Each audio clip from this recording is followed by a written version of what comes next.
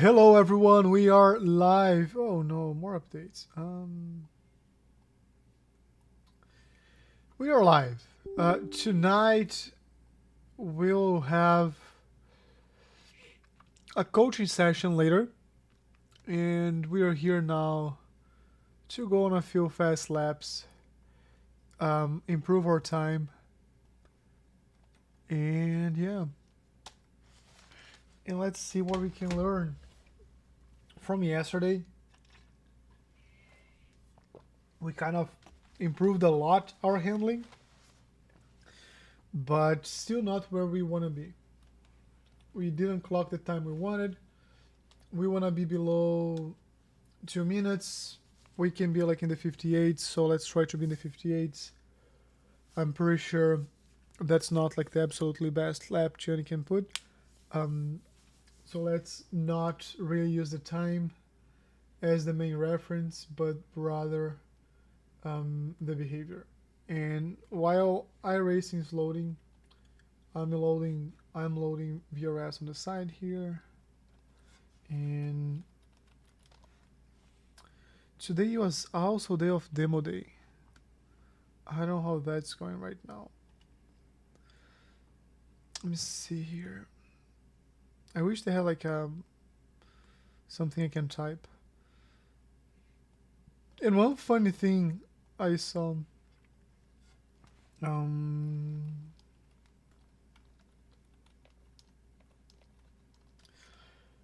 Porsche just announced they are building the GT4 on the 911 base, no longer on the 718. So I wonder how long it'll take for iRacing to catch up to that.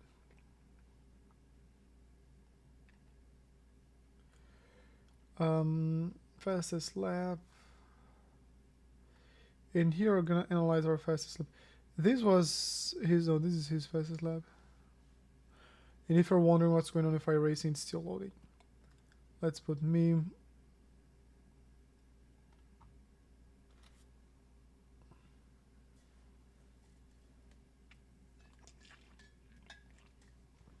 If you see like our perfect lap is very close to his.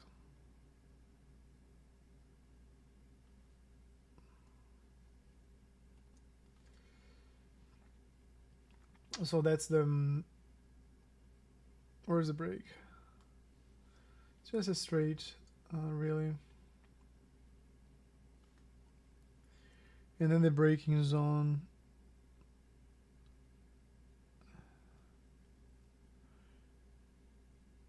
It's funny. He carries more speed.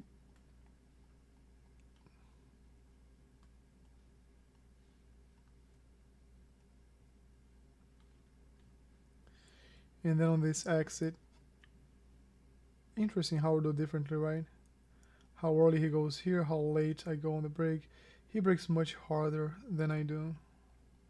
That's good to know, actually. That's good to know. But let me see. This is my perfect lap, so it's kind of meaningless. It's not something I've done.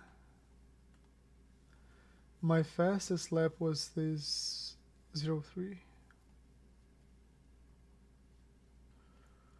So this is straight, so just carrying speed from the last section. I'm braking slightly earlier than he is, just a tiny bit earlier.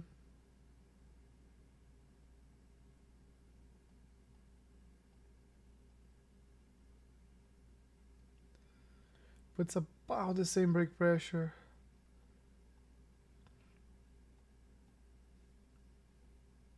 And then he holds.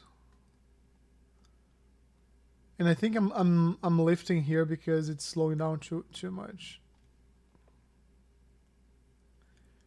And then here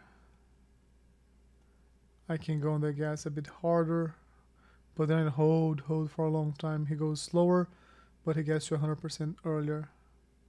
But I still carry more speed.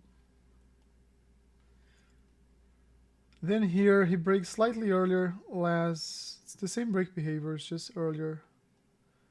the gas, like he goes on the gas earlier, and really, this is very similar, to be honest. It's just like I'm going to 100% because I'm slowing down the car too much with this extra brake here at the end.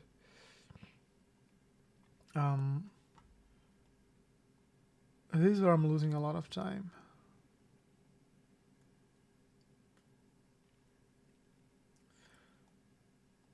So I can carry way more speed around the corner. Just carry more speed around the corner. Done. Cool, let's go to the track.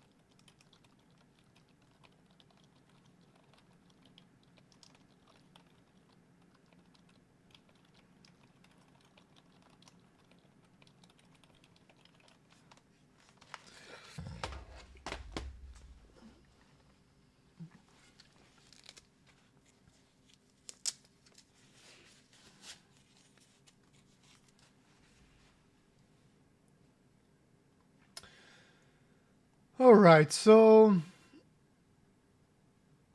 I don't need the map. We're gonna use the iRacing map. Soon enough, they can build this part here, and I can stop using the overlays at all. Let's get a good position here. Let's remember the first lap. This is cold tires. And this car hates cold tires. So let's take it easy.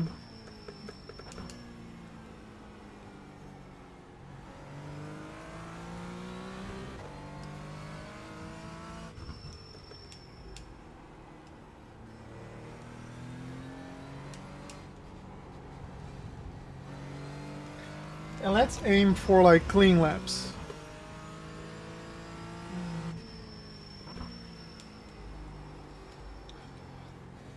I think we're at a point that we can really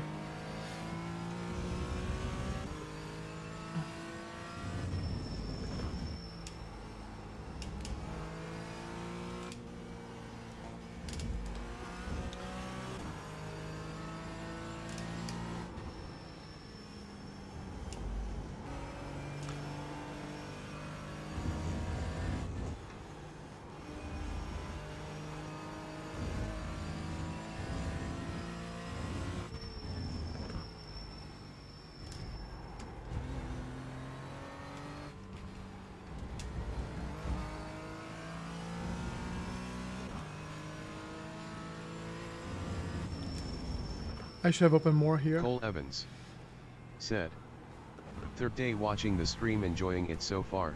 Hello, sir. Hello. Thanks.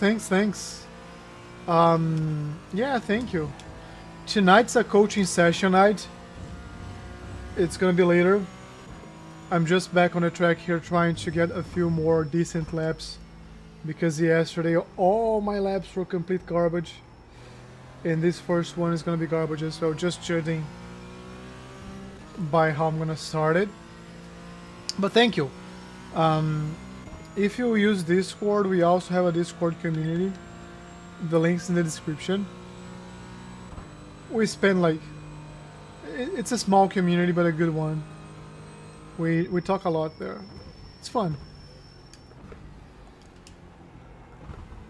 You might enjoy being there as well. Do you race as well? Cole Evans said, "Just got iRacing this week, hoping to learn a thing or two." Oh, you should definitely stay tuned for the coaching session then. And also, I would highly recommend, there is I have a playlist of coaching sessions. Go back to the first one, very first one. That's, I think every single new iRacer should watch that one. I learned a lot. Like I had been here for months, like for almost a year, maybe like 8 months when I started that coaching session, and it was the single greatest session I've ever had. Since then, we've been like refining behaviors and stuff. Oops, too late, too late.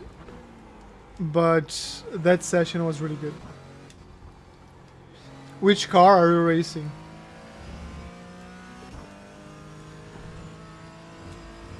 Cole Evans said, I'll check them out. Been playing GT7 for a few years, but I'm not great. Well, so we're in the same boat. Like, if you're not great, we are absolutely on the same boat. Cole Evans said, Miata. Yeah, I think like most people start there. I started there as well. They changed the M2 this season. The M2 used to be so fun. It was a very hard car. The old M2 was a hard car to deal with, but it was very rewarding. But the MX-5 is very fun. The MX-5 is, I think, it's a car that most people race. I'm sure like everybody starts there.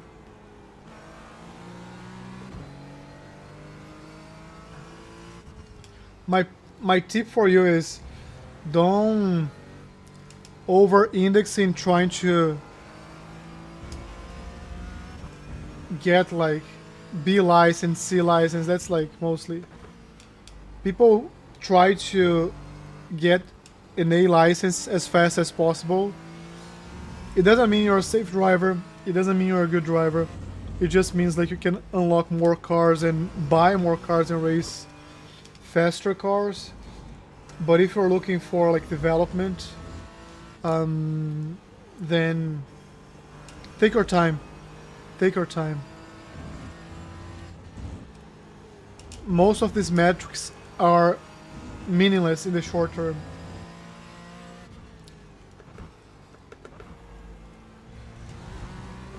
I think I should not go to second gear here. Third gear should be fine.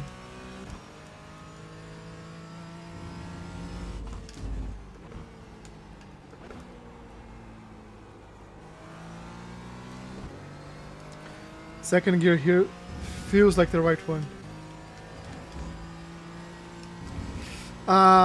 What a shame. I have to open up more there.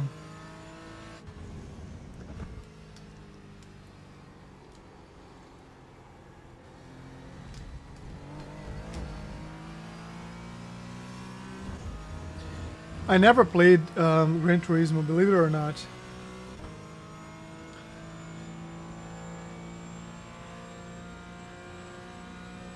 Just set your fastest lap of the session. Yeah, it doesn't matter. It was a garbage lap.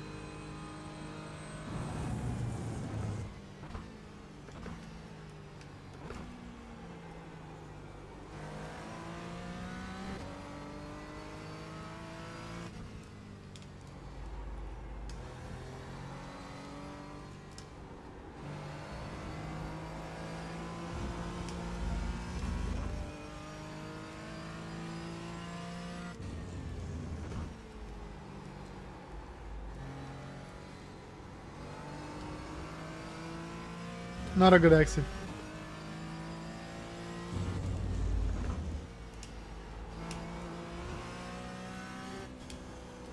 Cole Evans said, it's pretty fun. I haven't raced online outside of private sessions with friends. What I've heard is like, so the biggest issue with iRacing is most of the cars, again like late. Most of the cars, most of the tracks you gotta buy, right? They do have a decent base package, but if you like racing hypercars and all that stuff, you're not gonna find them free here. So it's kind of a money grabber in that sense. Other games, they offer you more cars. But I think the online racing, from what I've heard, because I've never raced the other ones as well, but the online racing culture here in iRacing, from what I heard, is the best. Like,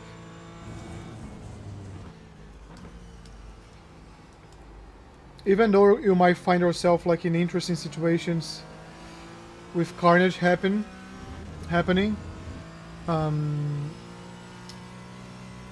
you will still find the best standards here.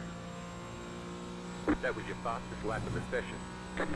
Sometimes I see like GT or Gran Turismo online, like online racing, and a lot of like dirty drivers doing things that they would be banned here if they try to do.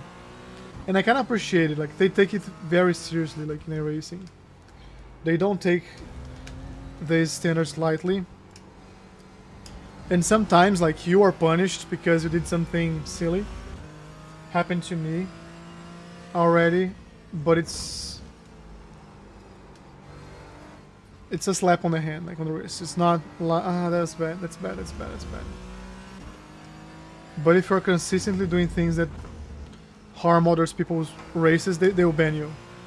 They've banned pros for like in events. There was an event last year that this team of pros, they decided to slow down a lot of people. And they were just driving very slow in front of other cars, weaving and stuff. They're banned. They're banned from the platform. I don't know if they have been reinstated, but think about it. They ban people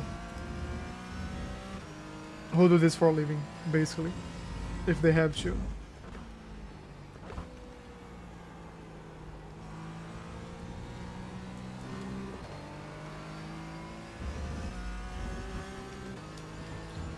It's another not so good. I gotta work more on that hairpin.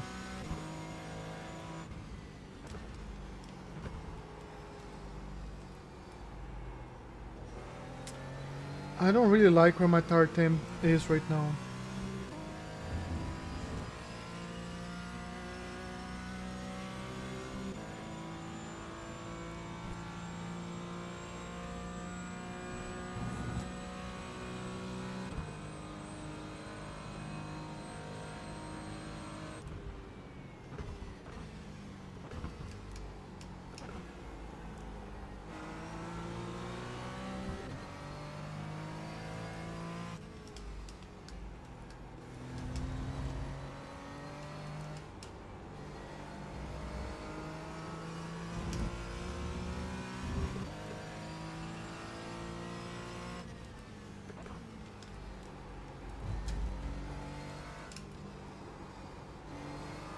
Bad, very, very bad. Very, very bad.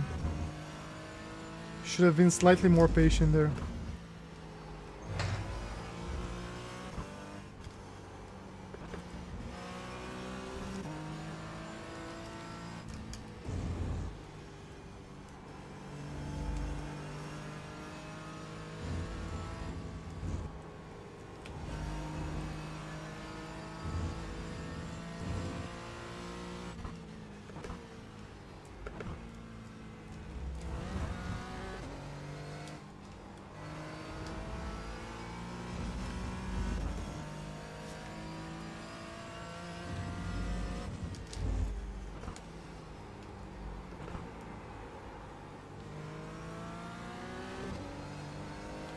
Like I have to open up like this. This is good. This is good.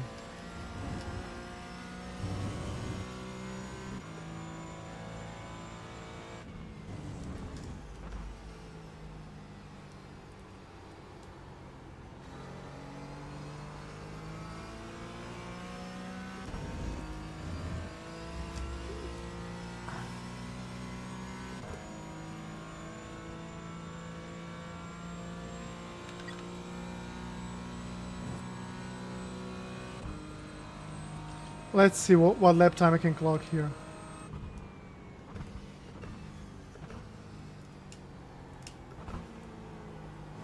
AP Hamodi said, Hey Mohammed, "Ha, how's it going, man?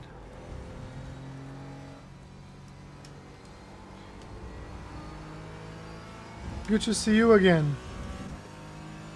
AP Hamodi said, good of you.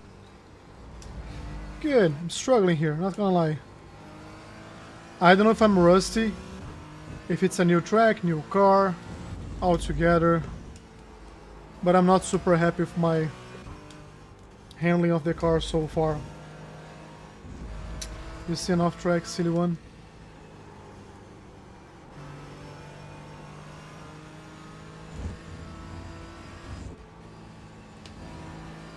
Another one.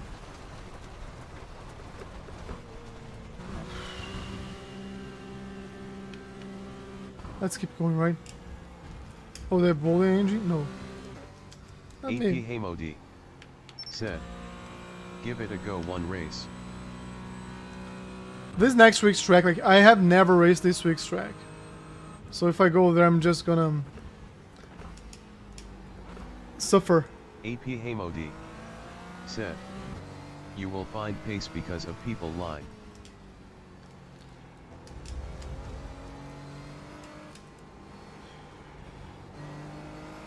I might.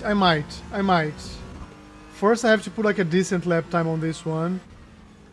Otherwise it's like a waste of the coach's time. If I don't have something that we can actually discuss.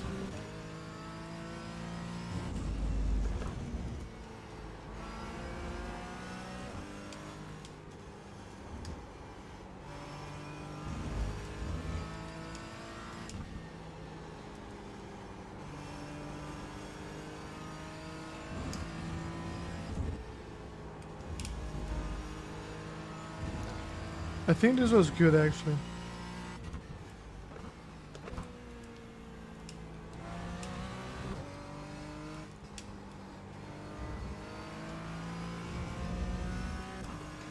I think this is actually a decent lap.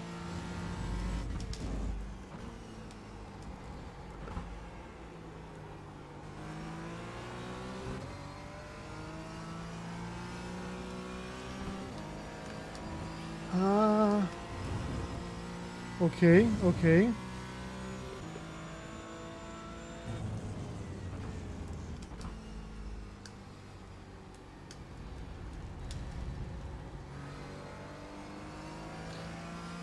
I just lost so much time on this last corner.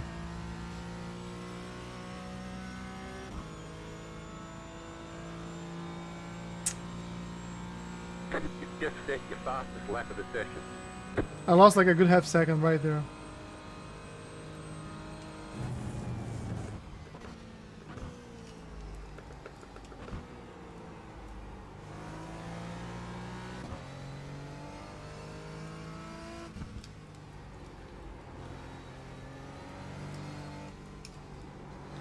I feel like I have to be more patient on the gas on these corners. This is already a very bad lap. But I feel like here, for example,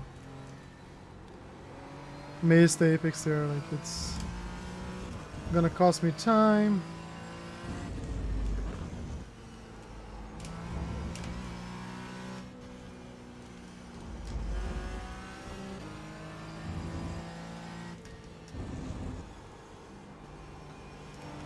Like this, what I just did here. Again, that was an off track, but I pushed to the limits here, so I'm over slowing down here. I don't think I have to go on the brakes earlier or later. I think just less on the brakes.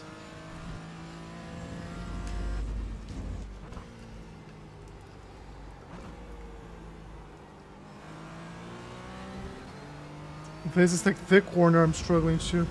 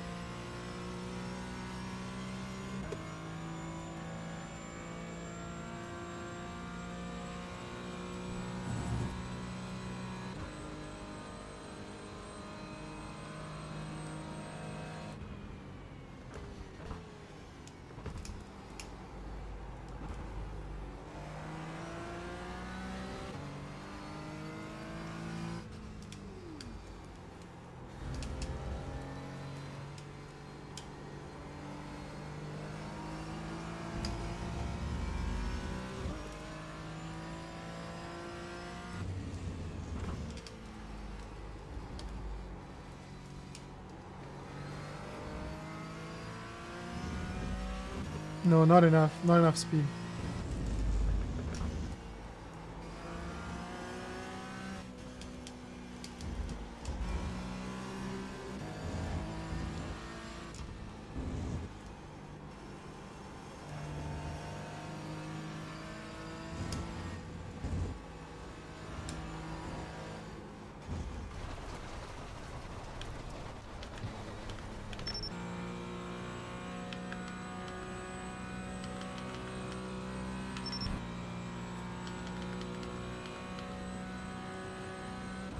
Let's compare for our best.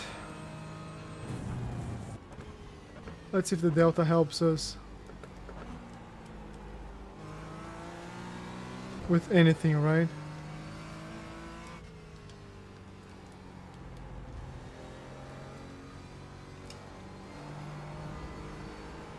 No, that's... I have to use more the gas to... You see, like I'm struggling a lot.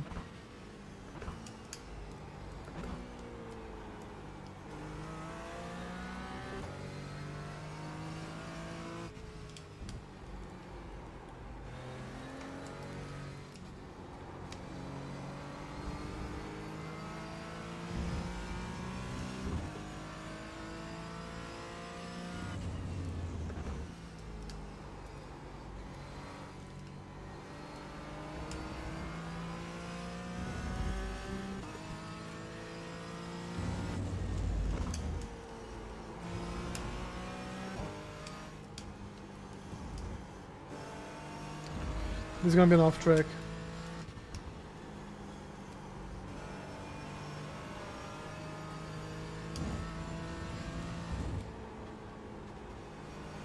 Off track.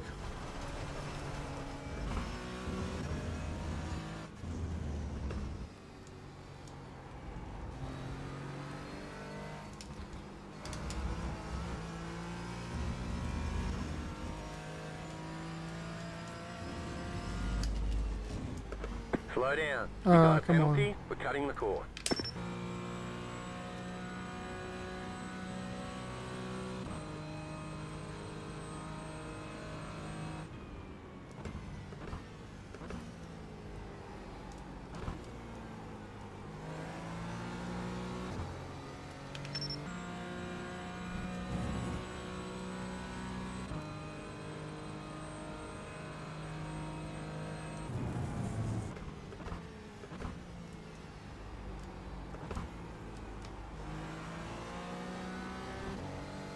I'm already losing 2/10 here.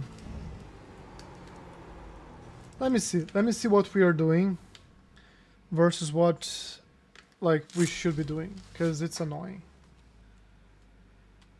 I am already annoyed. Let's see today's session.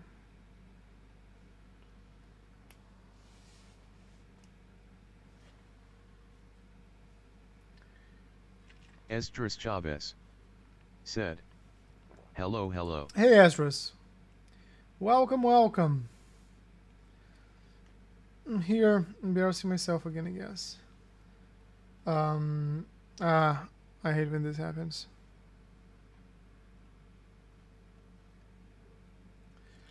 Trying to... Yesterday we're like in a good sequence. Today I'm just... back to square one, I guess. Where's Jenny?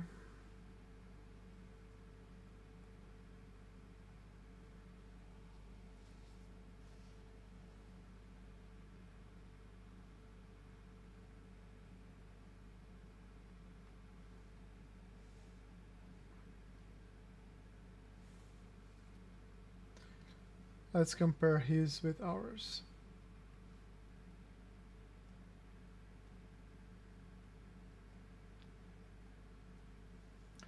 And this is what I've been doing today, so...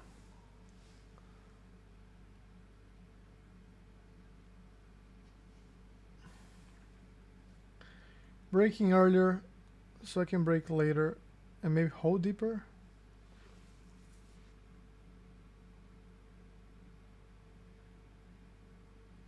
We're turning in, like he's turning in slightly later. he opens up more.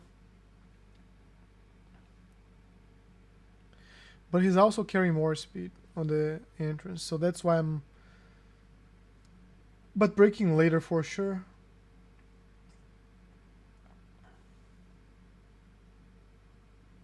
It's like 8 meters. So we brake later here.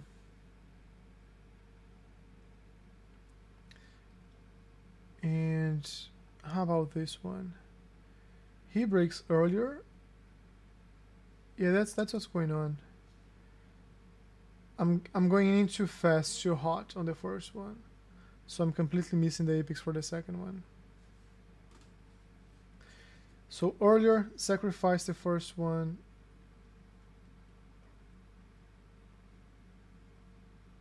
We go as tight as possible. Yeah, open up, go tight, open up for the second one, go tight. Here's where the time is, and then like have a good exit. Braking, I'm braking early. He brakes later. It's kind of the same brake shape. It's because I'm ramping up my brake like this. I'm releasing faster here. But you see how much more speed he's carrying. And because he's carrying more speed, I go like... I try to catch up, then I have to play with it. I'm trying to find his line. But this is 7... This is 5 meters. So basically brake later. Just brake later.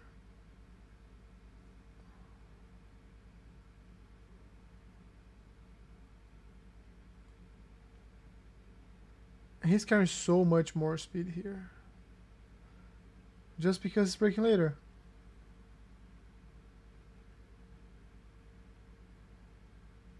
And then I'm super early on the gas because I have to catch up to his speed. But then I'm over speeding on the intro of this one, which is costing me, like, that's why I'm going off track. It's costing me all the time on this one, as you see here on the top. So I have to put my brakes on the right places. And here's like a harder brake than what I'm doing. I'm barely touching, it's like really going, but like he's 11 kilometers an hour faster than I am. So that's why he's doing that. This one, he's braking earlier, but less. So I'm going too hot on the brakes here. This is a 50%, 48%. Just brake earlier and less. Okay, I can do that.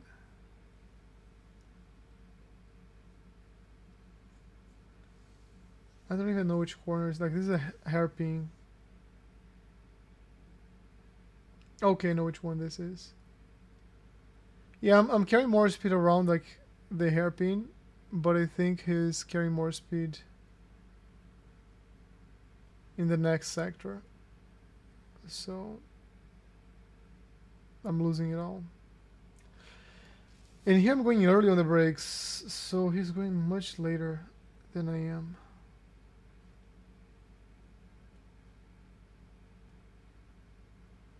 It's like 15 meters. It's kind of less, even less brakes. Because I'm going so early, I'm over slowing down, you see. And then coasting from here all the way here. And he goes late on the gas. Like, he also doesn't hug the curb. I'm hugging the curb. He goes deep and then he comes out. Alright, let's see. So basically braking earlier everywhere except for the last hairpin.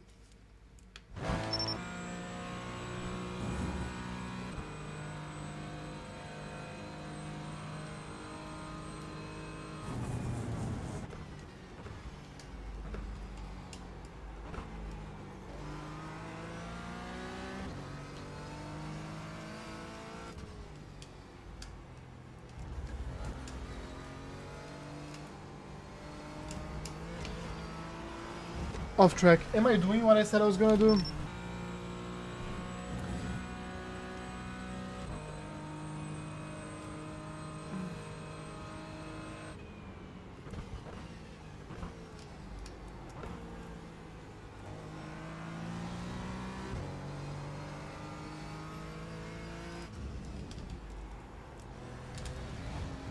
Too much on the brakes, maybe?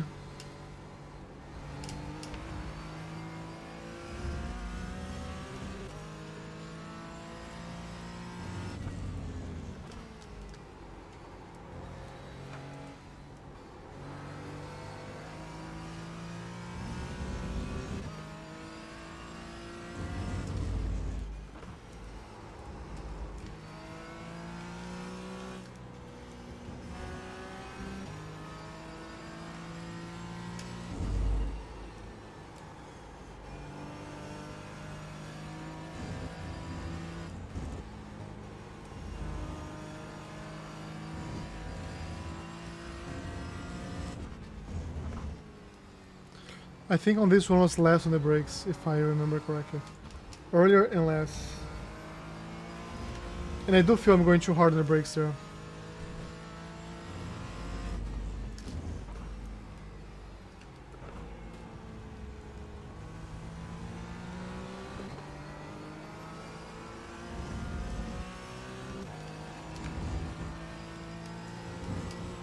And this one we can go later, like significantly later, so let's trust it.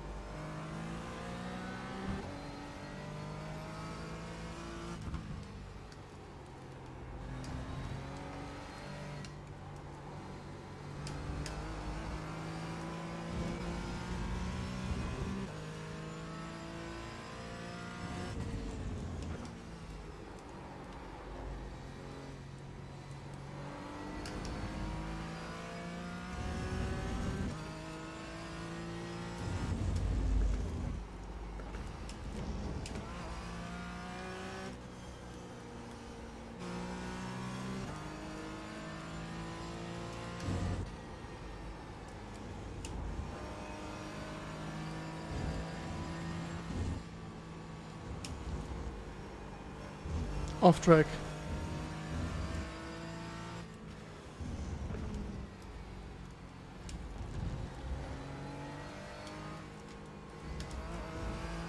Off track.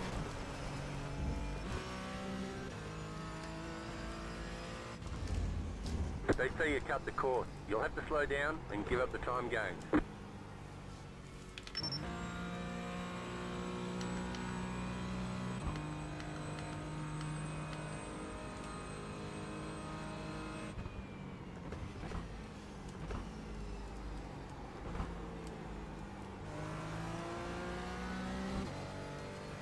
Yeah, I want to see like what I can do better here.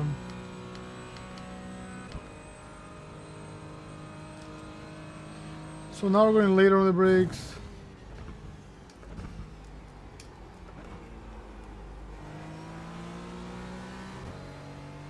Still losing time.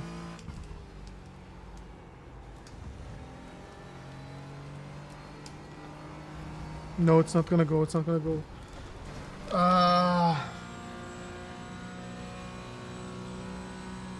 Have to be more patient as well on the gas.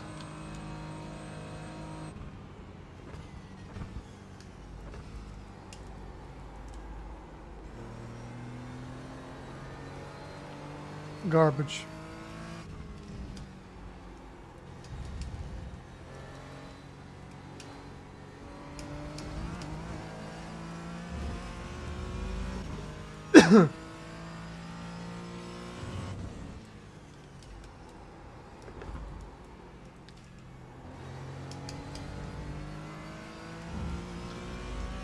Everything you're seeing so far is complete garbage. Like you see, like this is garbage because I'm braking on the wrong spots, shaving off too much time, going on the gas too early, understeering on the exit, which means I don't carry enough speed. Like you see, that understeers because I'm not carrying enough speed.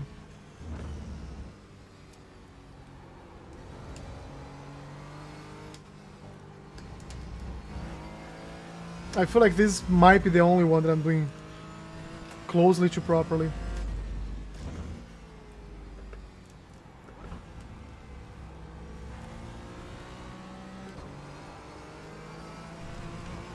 Off track.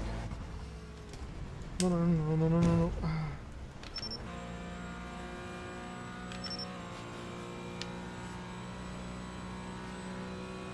I'll try a couple more.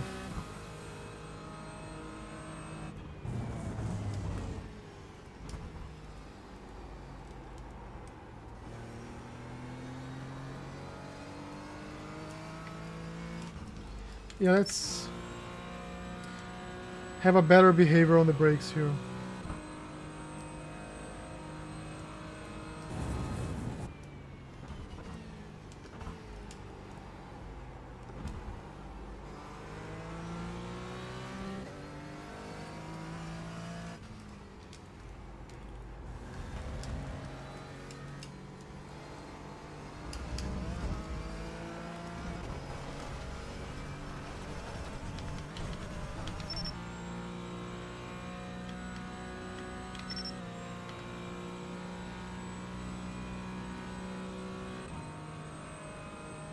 I'll try a couple more laps and we're gonna do something else.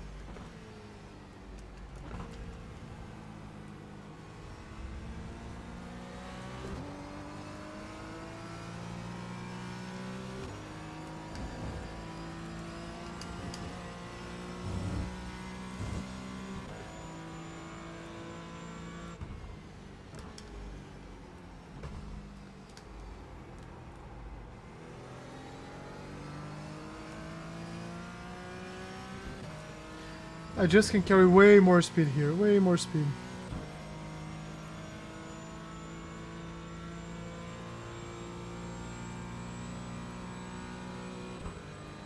It's a 0-1.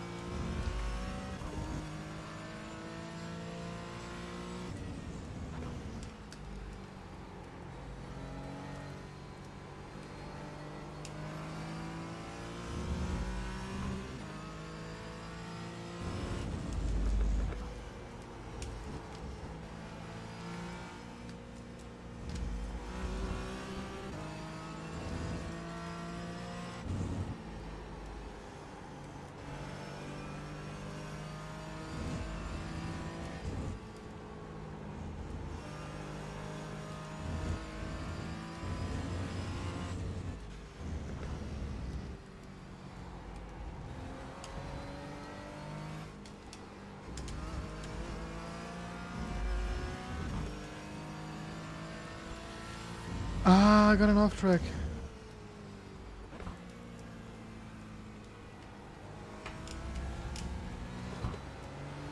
I do think I can go much later on the brakes there.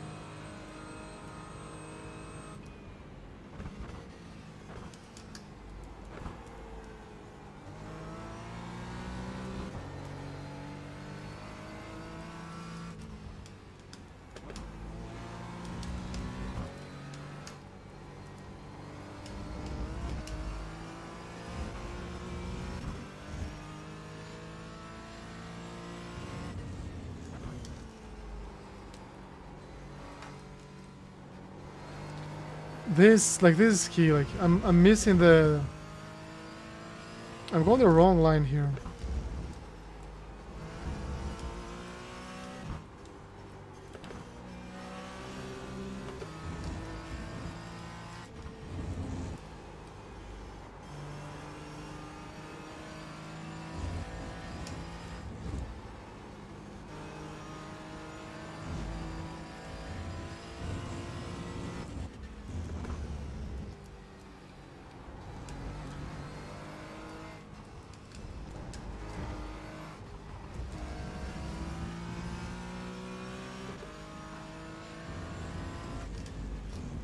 You cut that corner and got a slow down penalty. I'm using too much of the outside.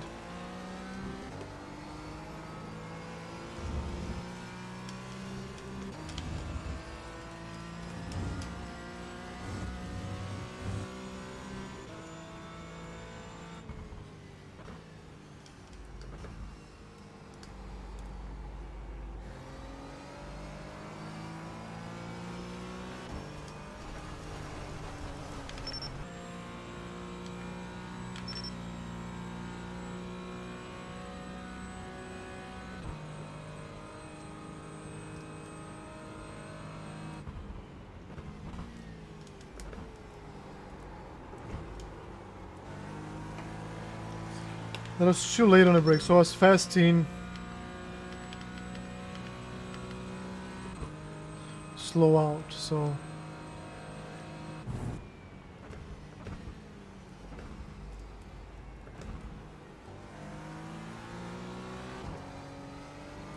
No. Patience, patience. I will try a couple more.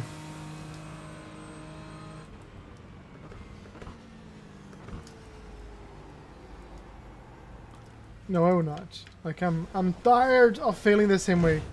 Let's maybe refresh. Let's drive something else.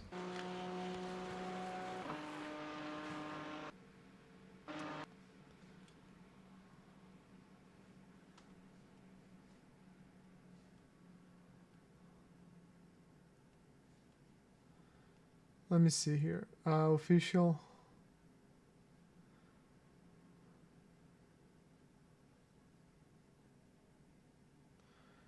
Let's play with them.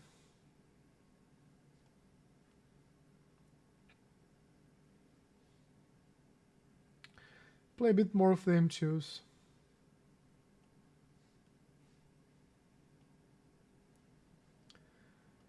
Nine.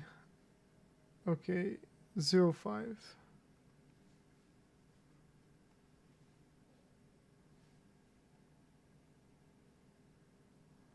Let's race a BMW here. I need something. I don't think I'll have the pace.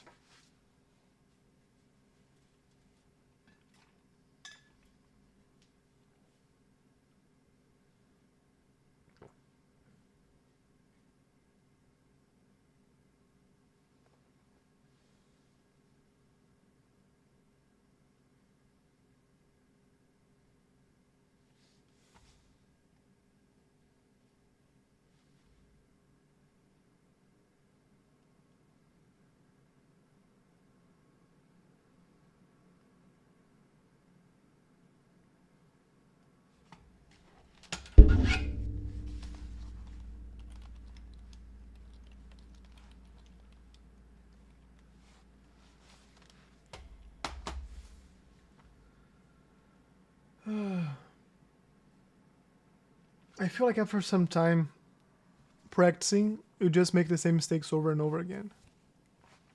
It's kind of annoying.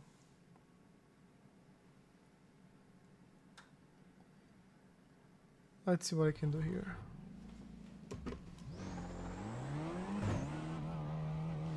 So first things first, this FOV sucks.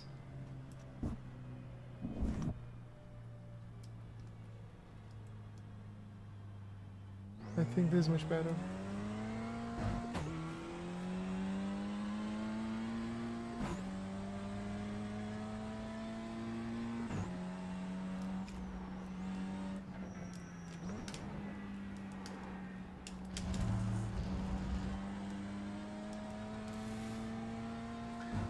I really don't like the engine sound on this car.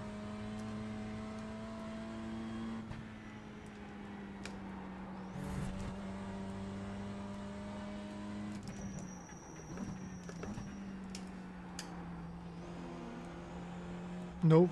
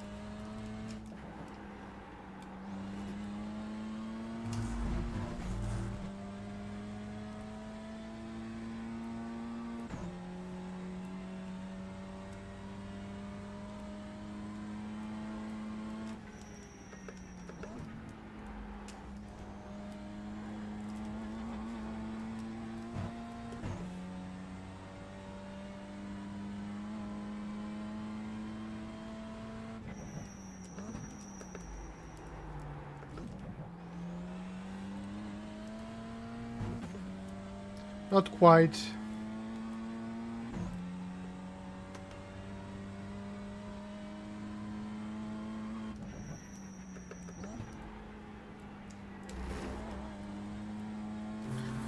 Can go on the gas earlier there.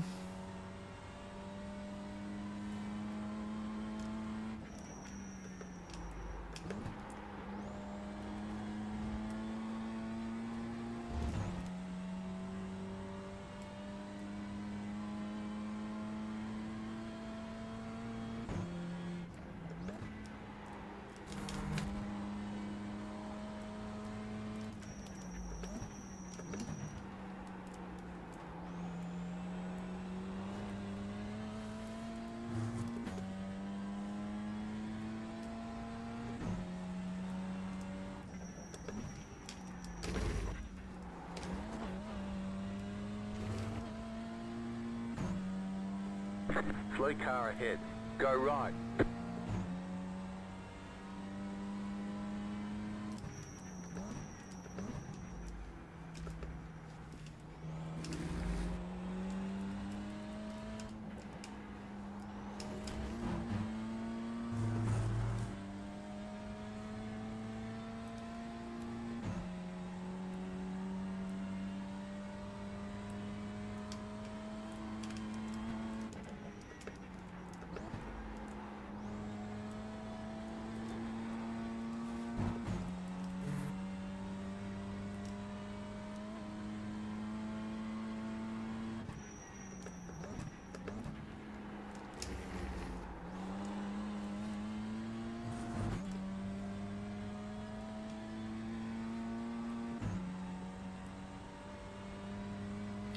Three one. That's awful.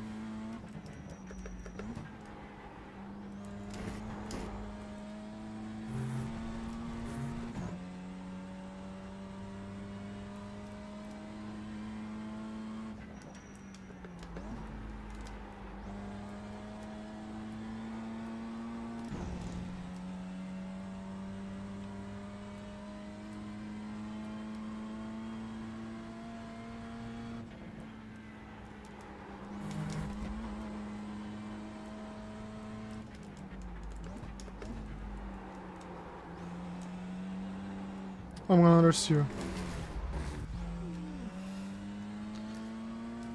The car just recovered itself.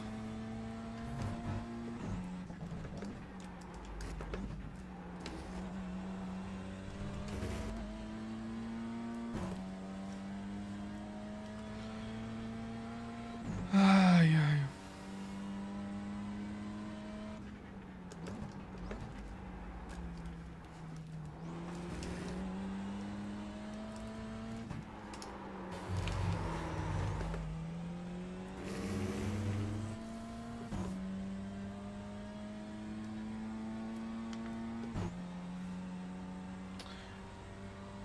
Four minutes, 5 minutes.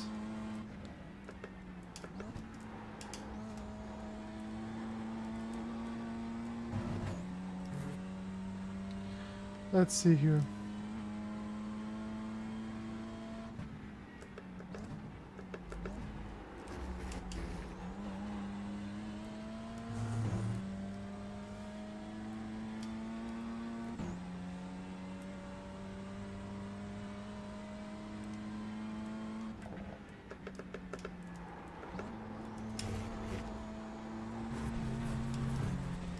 Ah, I got an off track. Slight off track.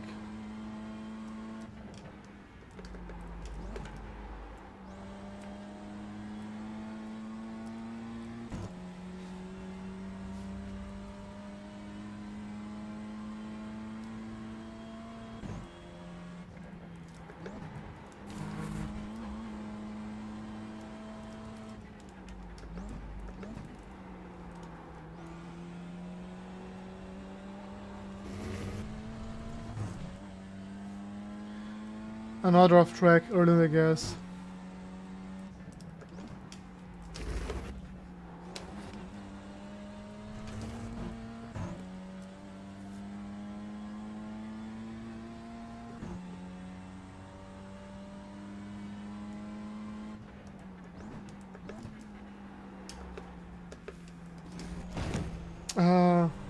You've got wheel damage.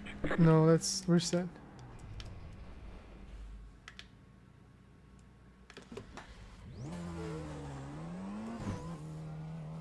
I might withdraw.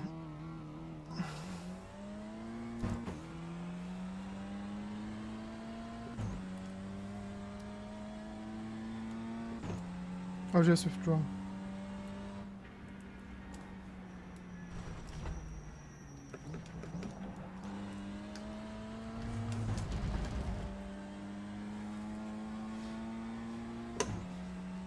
Let's try to enjoy this car for a second.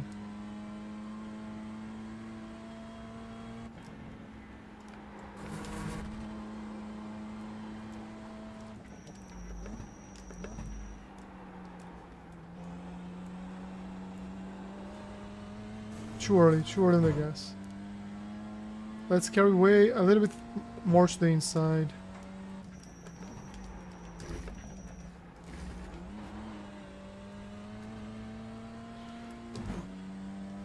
No good, no good, no bueno, no bueno.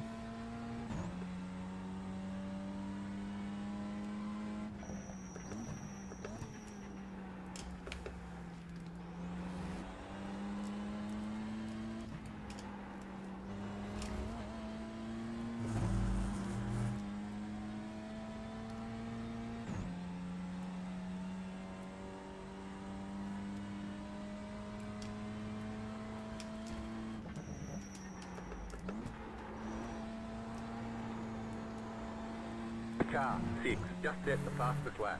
52.273. That's a good one.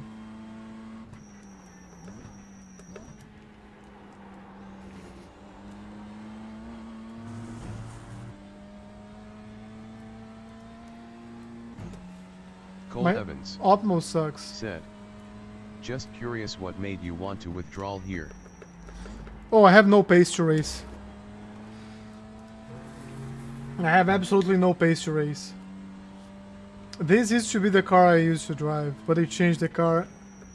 It's just so different now. I thought about racing it, but there's no point to go to a race and be the last one. It just like stressed me out more. So I'd rather stay here like enjoying this practice, trying to learn this car. rather than being fighting for P10. You see, too early than I guess. And I've been out for 3 weeks. I was traveling, so I feel like I'm very rusty as well. Doesn't justify like how much I suck right now. Ah, you see, like this is Slow down. You got a penalty for cutting the course. like this crash. Let me see if the withdrawal went through. It did. Black flag. I'm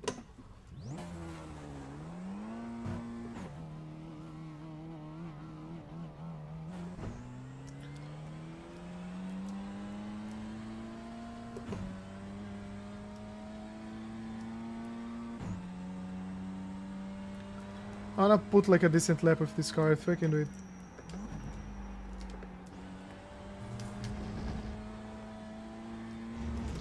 Oh, I'm glad I didn't go to the race. It's freezing.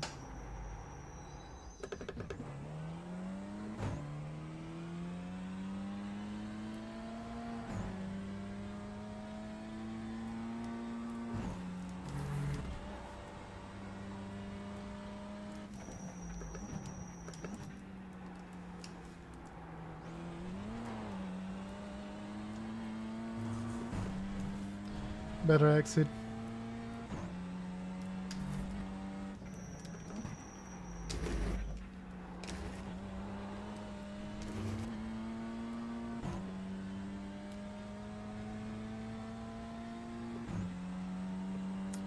I feel like I can brake significantly later here.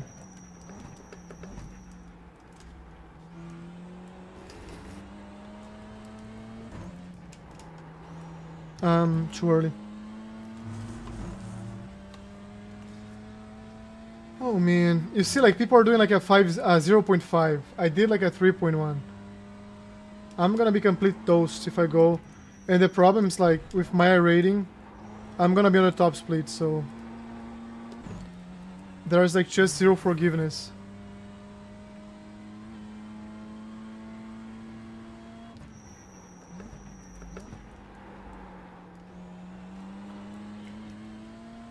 I have more track on the exit I can use, so I can go earlier on the gas. Try a few more here.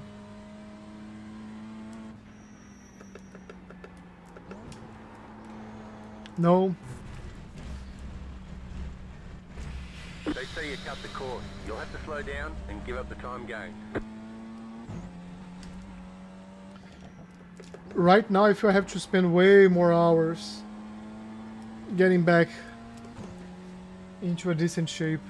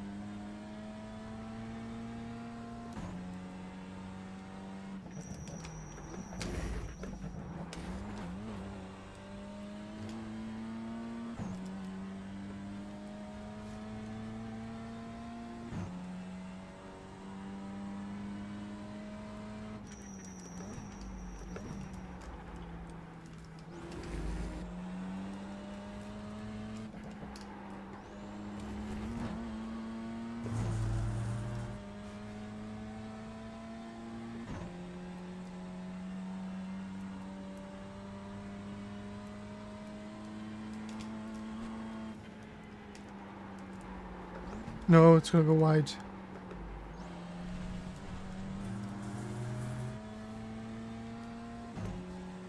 Let me try to push like one lap here. Push really hard.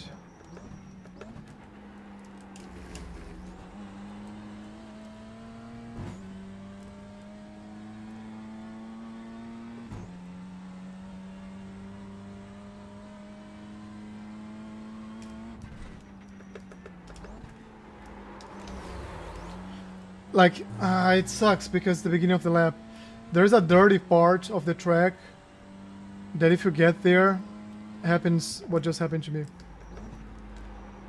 This hasn't changed like from last season.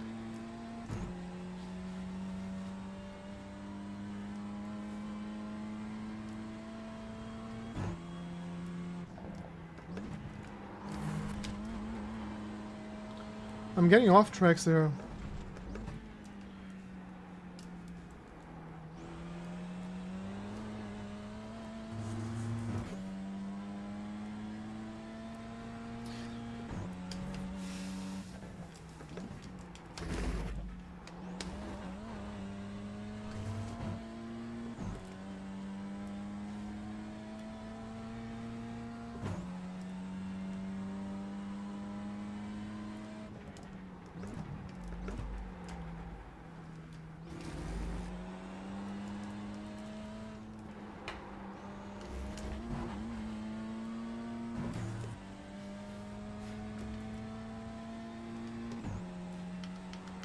Let's go crazy here. I'm trying to test different things with this car.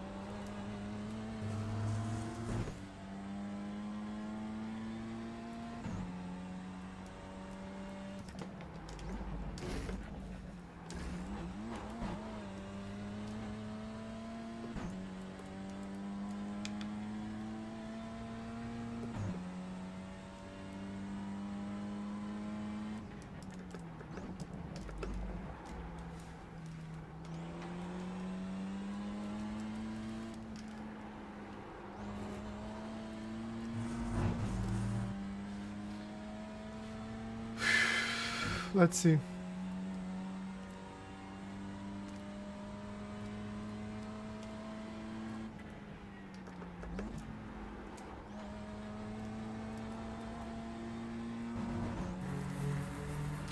This car like settles down much better than the old one as well.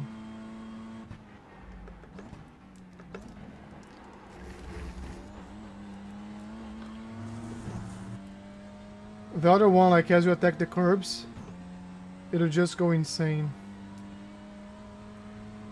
That was your fastest lap of the session. You see, like I'm still full 2 seconds off pace.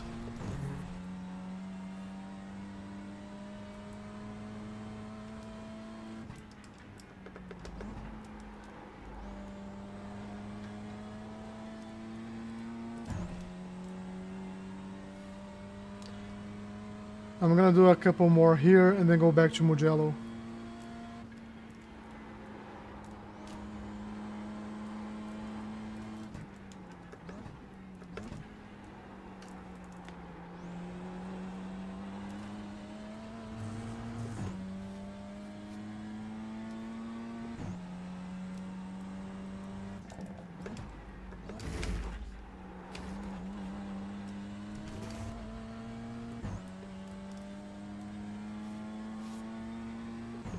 Even my shoulders hurt.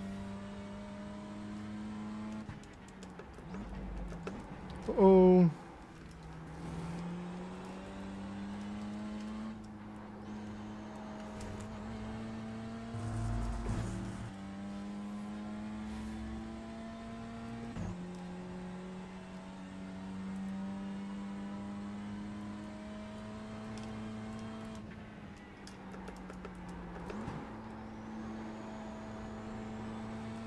Maybe I don't quite need to go to 4th gear here.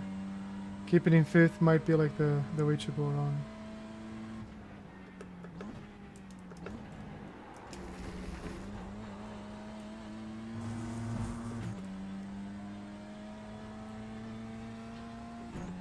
I'll try one more and we'll go back to Mugello.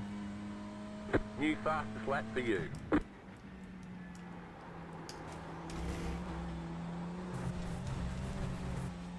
That's not gonna be this one, yeah.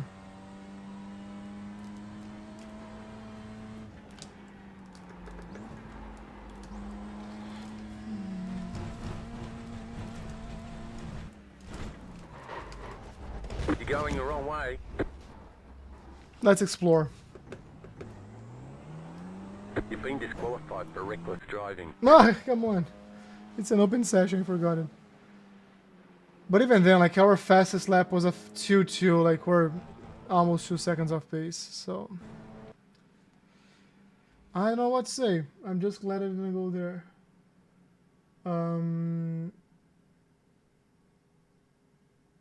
Let me see one thing here.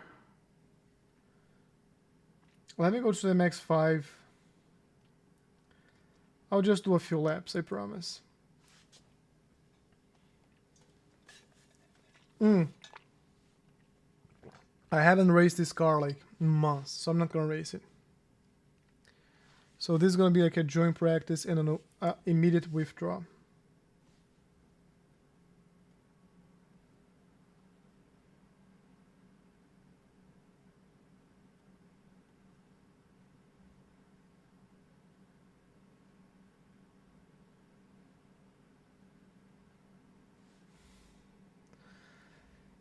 Yeah. When I was learning guitar a long time ago as a teenager, I saw like a pro talking about learning guitar, and he said like every day you don't play guitar, it's like 2 days that you will learn. So you gotta play every single day until you get like very, very good. So then you're just gonna be playing every day anyways. One thing that I didn't see is still demo drive. I don't think it's demo drive anymore. I haven't seen a demo drive for me like in a long time. Let's see these guys here. What's a good time for this car?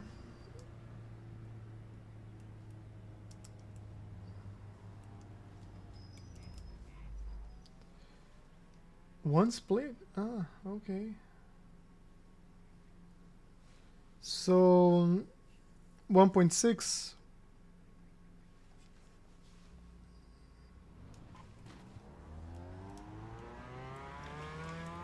Let's see if I still know how to drive a Mazda.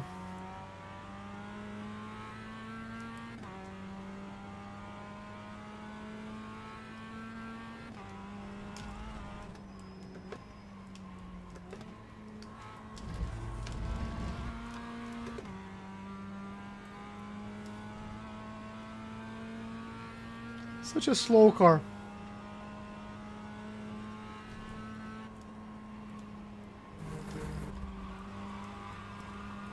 Come on, stay.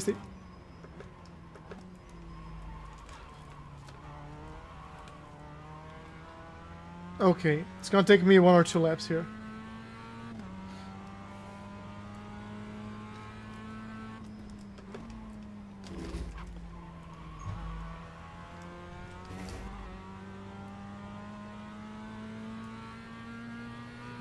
Good things like it's a lighter car on the hands.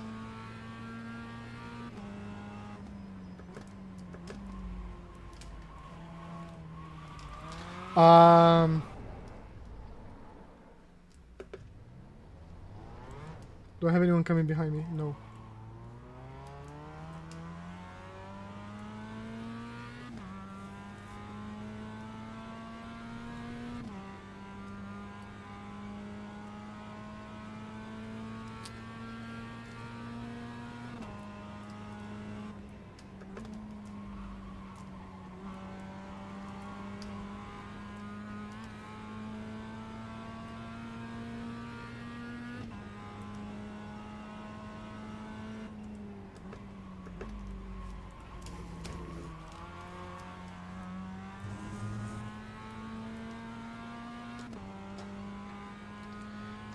In this first corner, we can probably slide around it. Let's see.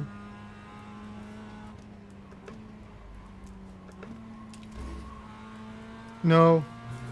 Too planted. Like, we can carry way more speed there.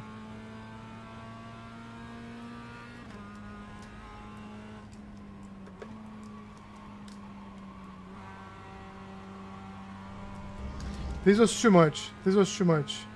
But that's kind of the behavior we want in this car. And here, a lift might be good enough.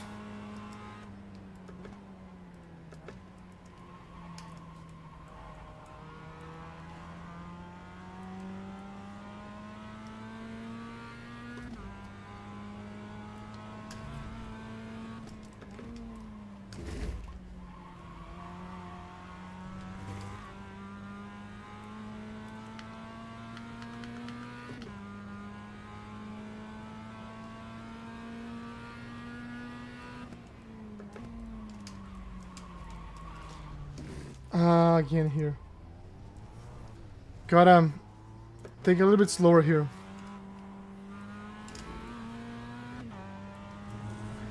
Let's think about it twice in a row. Way to go for the apex at 10 miles an hour. Thank you, Kevin. Slow car ahead. Car stopped ahead. Go left. Dude, what'd you do that for? Come on. Alright, that's the part I don't miss about the Mazdas.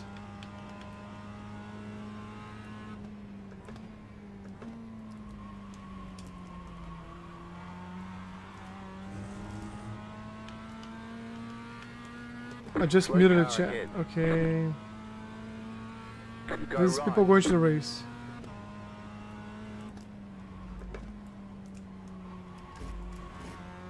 Yeah, there we go. Much better. We can still use more of the track there.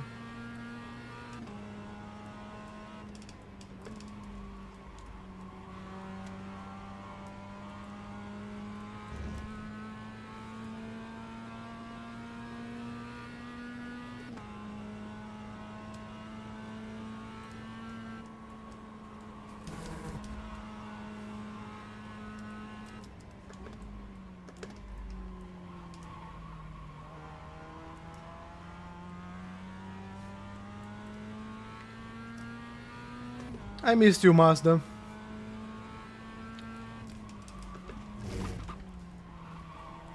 Ah, went too hard on the brakes on the entrance. Silly, silly, silly.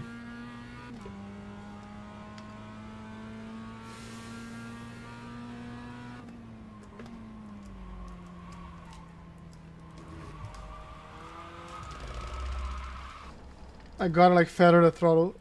I haven't been able to do this corner, to go around this corner, not even once.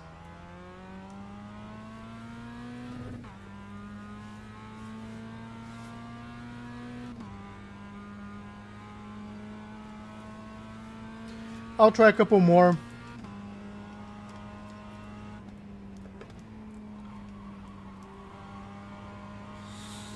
Yeah. Stay. Good.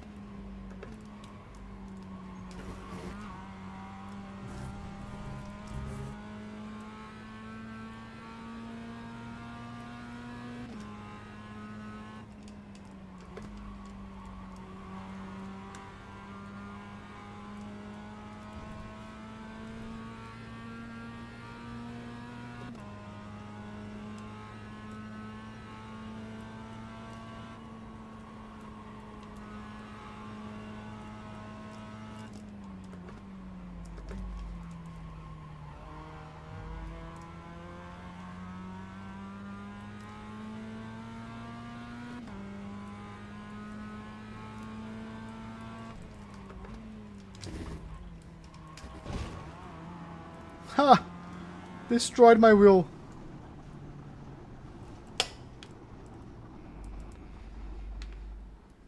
If your car has too much damage, we've got to fix it. It's a fun car. I almost forgot how fun this car is.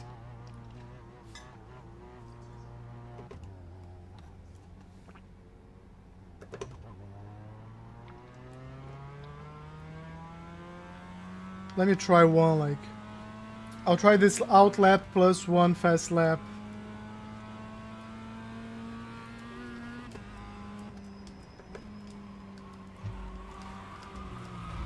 Too early, too early, too early, too early, too early. Too early on everything.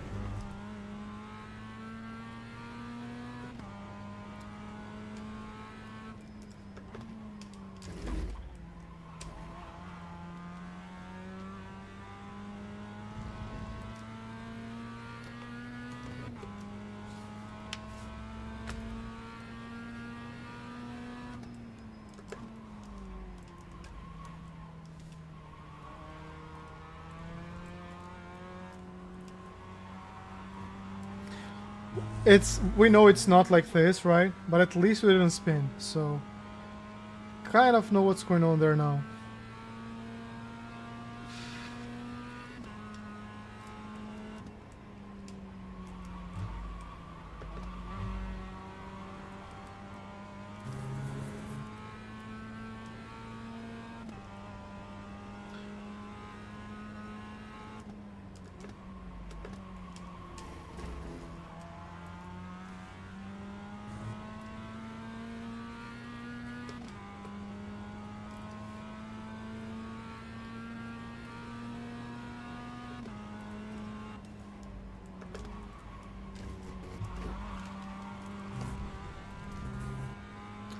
No, it's not this. It's fine though.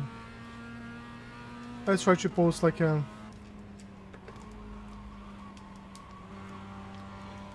the most decent lap we can post. Not gonna happen. You cut that corner and got a slow down penalty.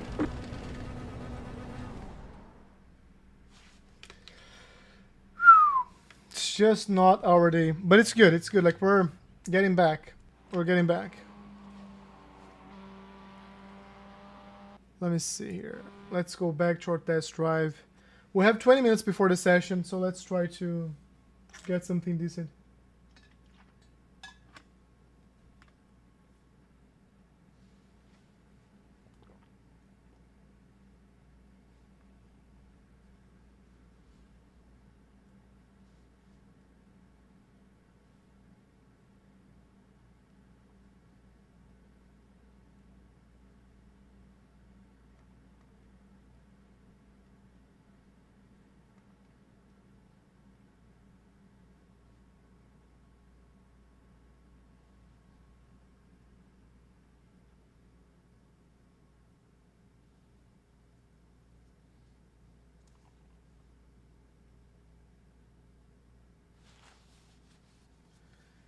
Let's see.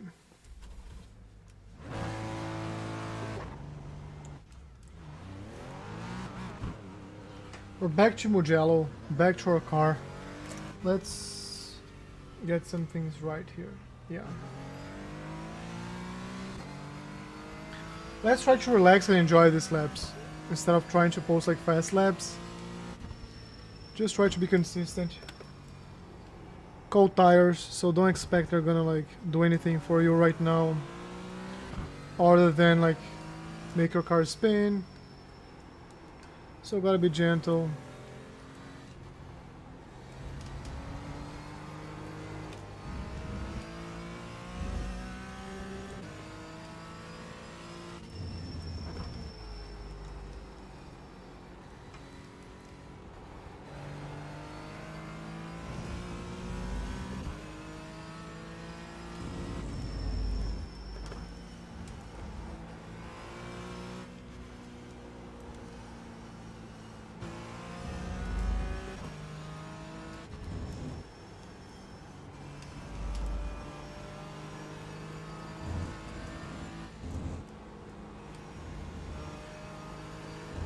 too much.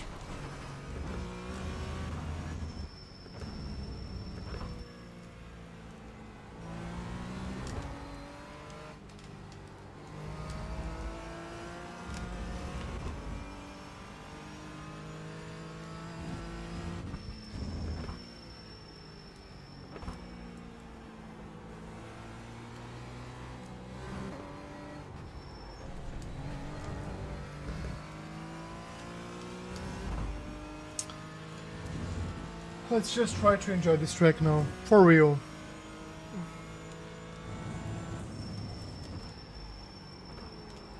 It was a late break, right?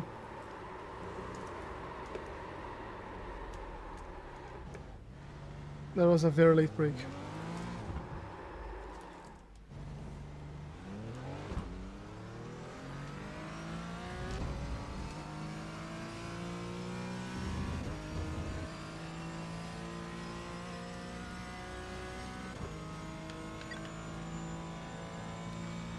Not crashing is the goal here.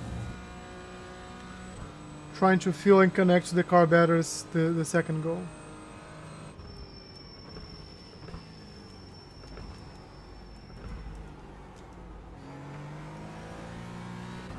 Opened up too much.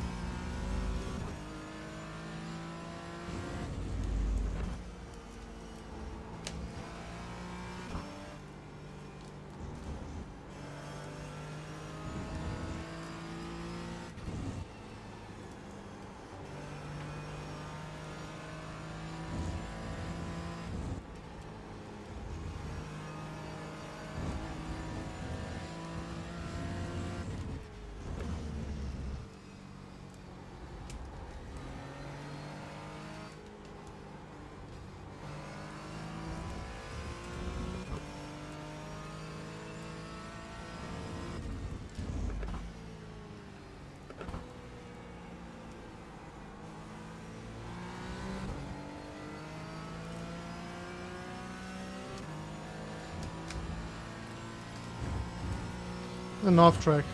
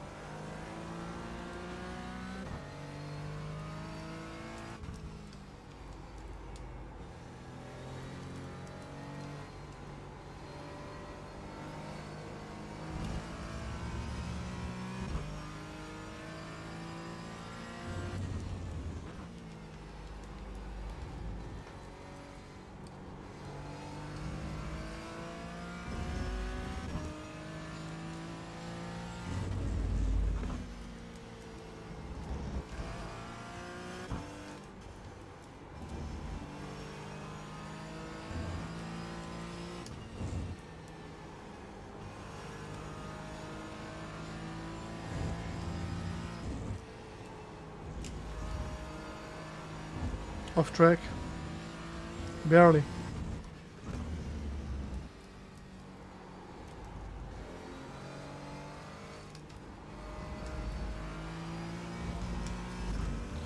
Off track here as well.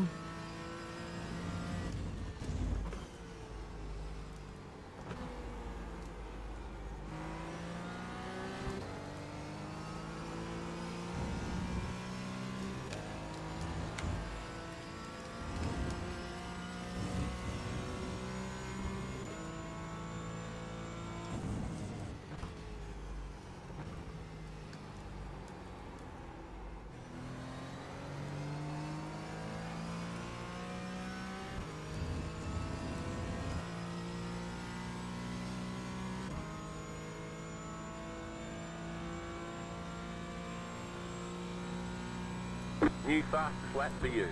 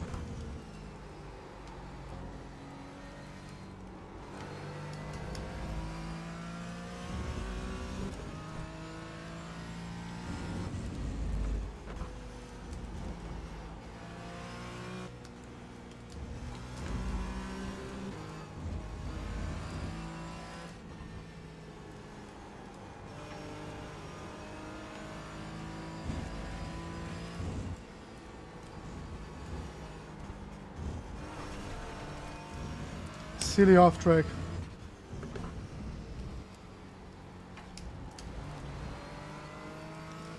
Felt like a very good lap before the off track. Let's try to reset here.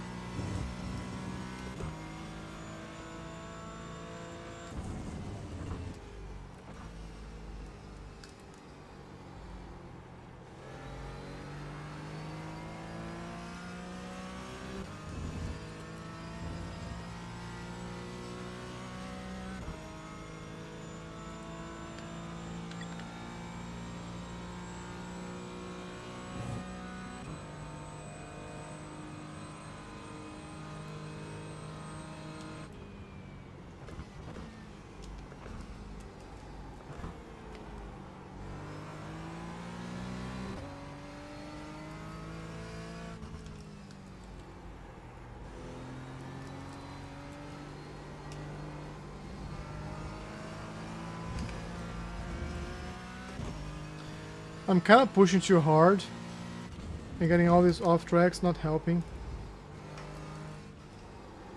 Like this is a bad exit already.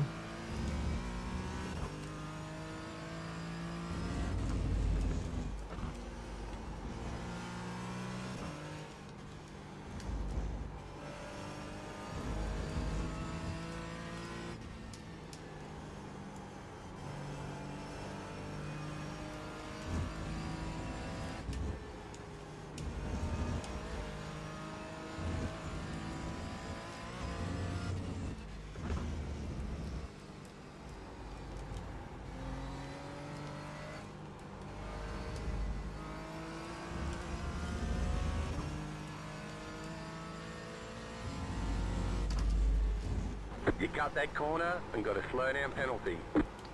It's funny how it gives me like a slow down on the outside.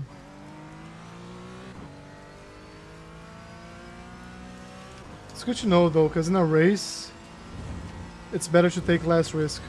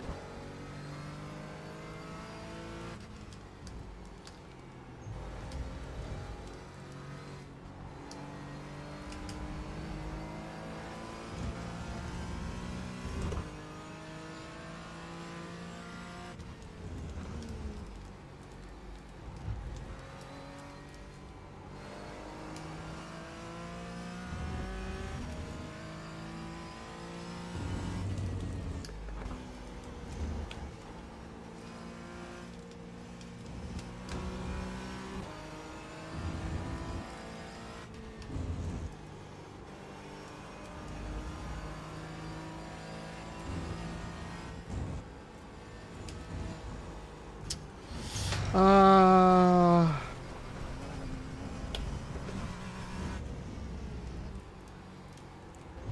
was a very good lap until it wasn't.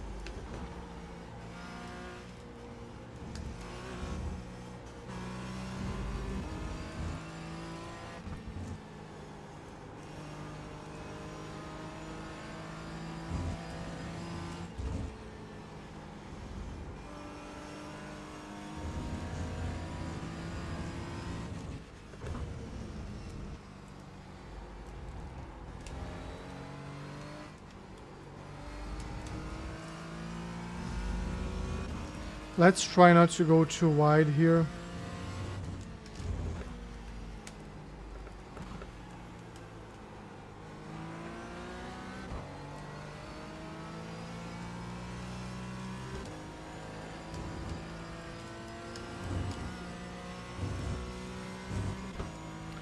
Feels like a decent lap so far, to be honest.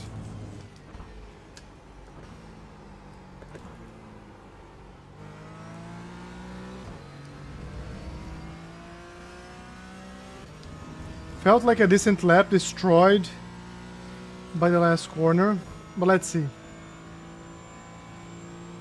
Let's see. Just set your fastest lap of the session. It's just not fast enough.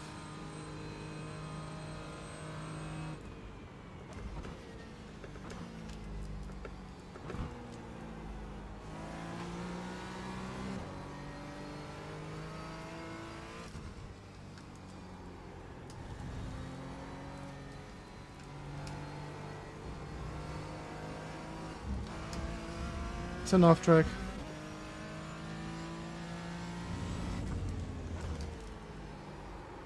I'm trying, like, because there is an off track, I'm trying different things here. Let's try different things here. I think this one here looks fast now that I'm just like on the brake, carrying here. But then like I have to open up more here.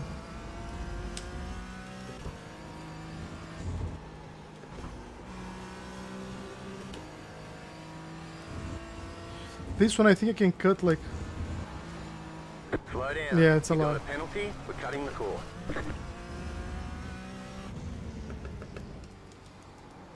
So this one I want to like exit like here, so I can have the best angle and be more patient on the gas as well.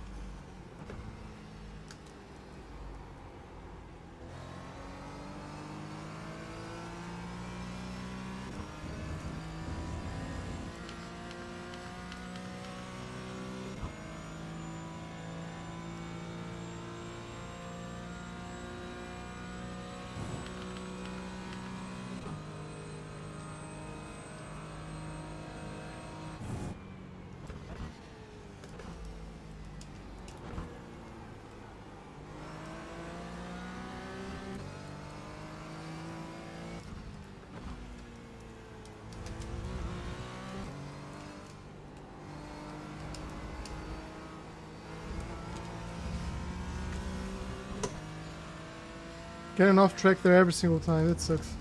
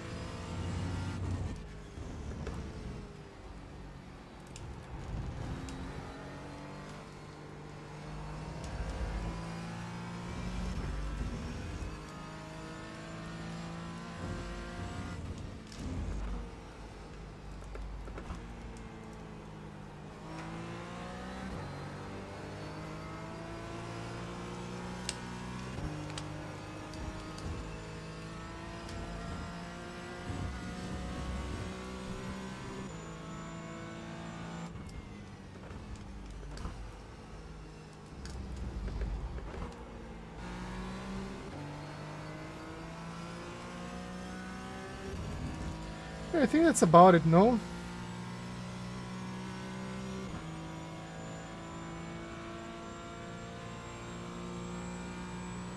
New fastest lap for you.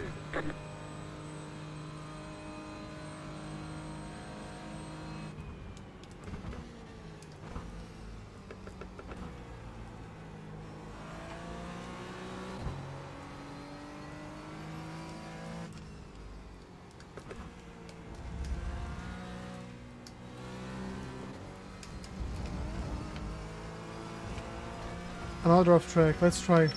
Let's keep trying. We have maybe 2 more laps before the coach joins, so let's make it.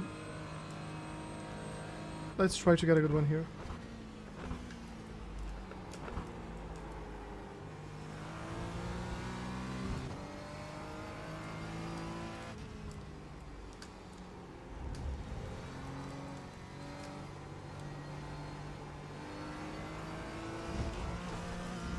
Okay, like I'm struggling. I'm getting too anxious. I gotta open up more. Carry a little bit more speed on the entry. That's gonna help with anxiety.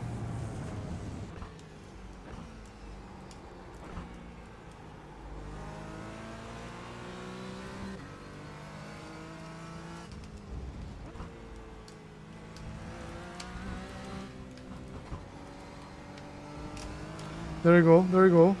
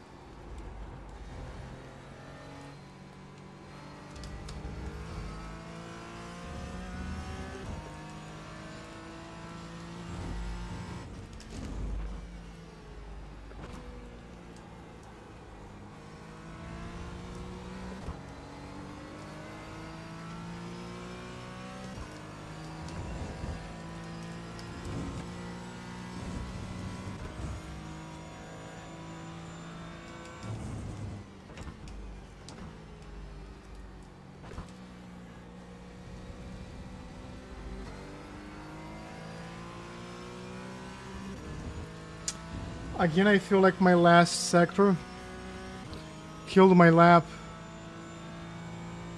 Coach should be here anytime now.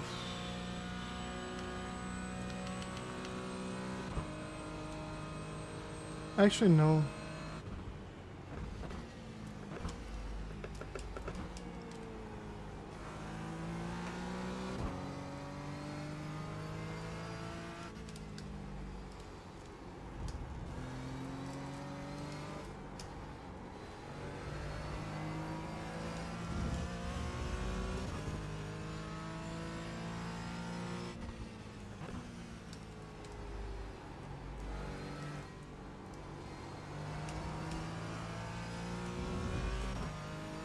Yeah, he's ready.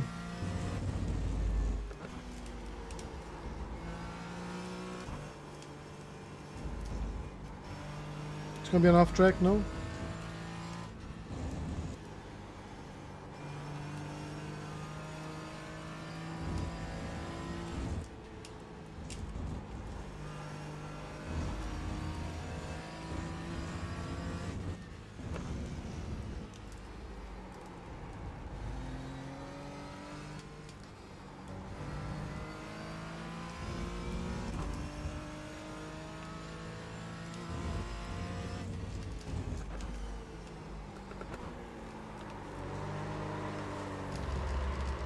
Great, it's a perfect way to end our practice, to be honest.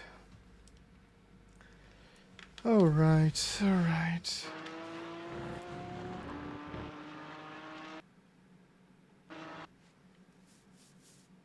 Ready. Cool, let's bring him here.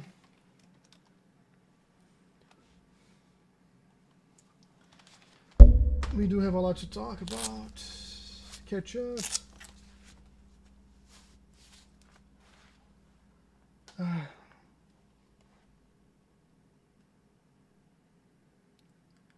Mr. Allen, good evening, man. How are you? I'm doing well. How about yourself? Long time no talk. Good, thank you, brother. Yes, long time no talk. How's your trip? Good?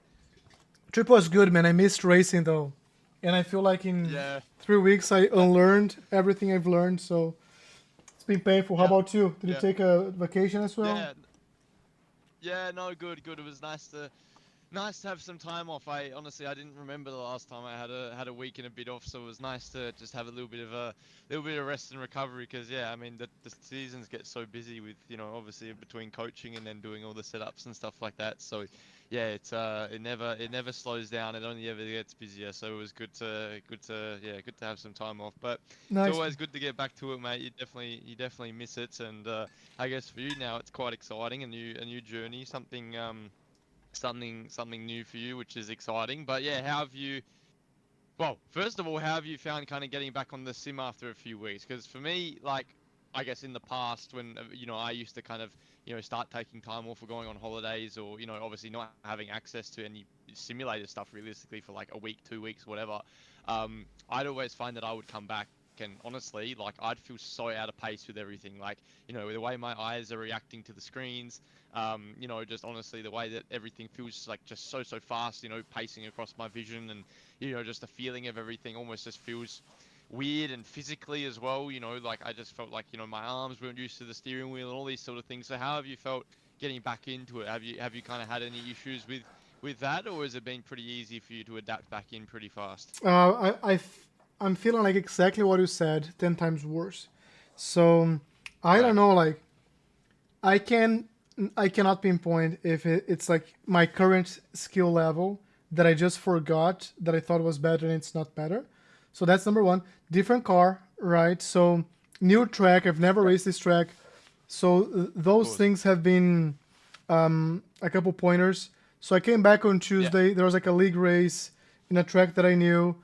I had like okay Yeah. pace, but then I screwed up in the strategy. But I could race. So like, Yeah. okay, it's gonna be fun. Yeah.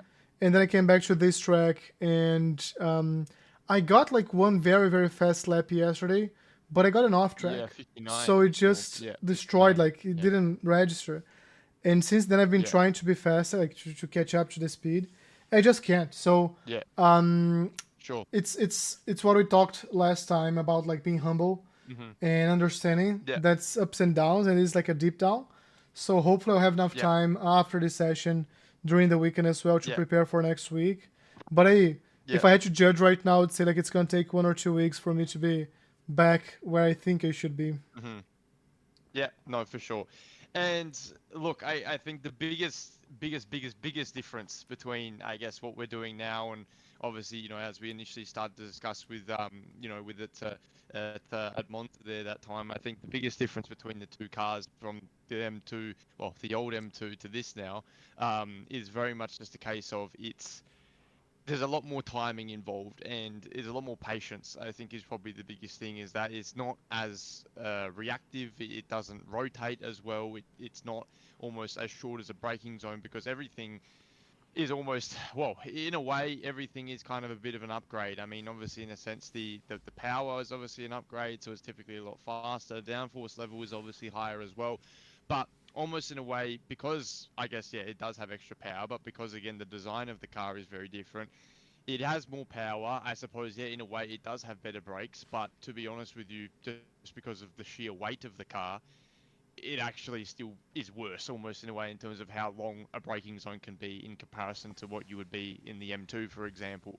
But I think, honestly, just the whole style of driving that we're dealing with now, not in terms of a structure point of view, I think more so in terms of just a car balance point of view. Obviously, that's going to be the biggest change, because I guess, up until realistically now, the type of car that you've been used to driving is one that kind of moves around quite a lot on the rear. It is, definitely a little bit more of a pitchy car. It mechanically rotates a lot more on the rear, and, it's a lot more kind of all over the place. Whereas with this one, I mean, sliding almost is slow in this thing almost, you know. I mean, you don't really want to be, you know, skipping across the racetrack. You don't really want to be getting the rear to snap out. You kind of want to be very, very balanced, very stabilized. And I guess in a way, the only thing you feel in comparison to BM is almost a floatiness. It does feel very floaty, I guess, this car. But how are you finding adapting to that different style? Because again, we got so used to the way that the M2 kind of felt.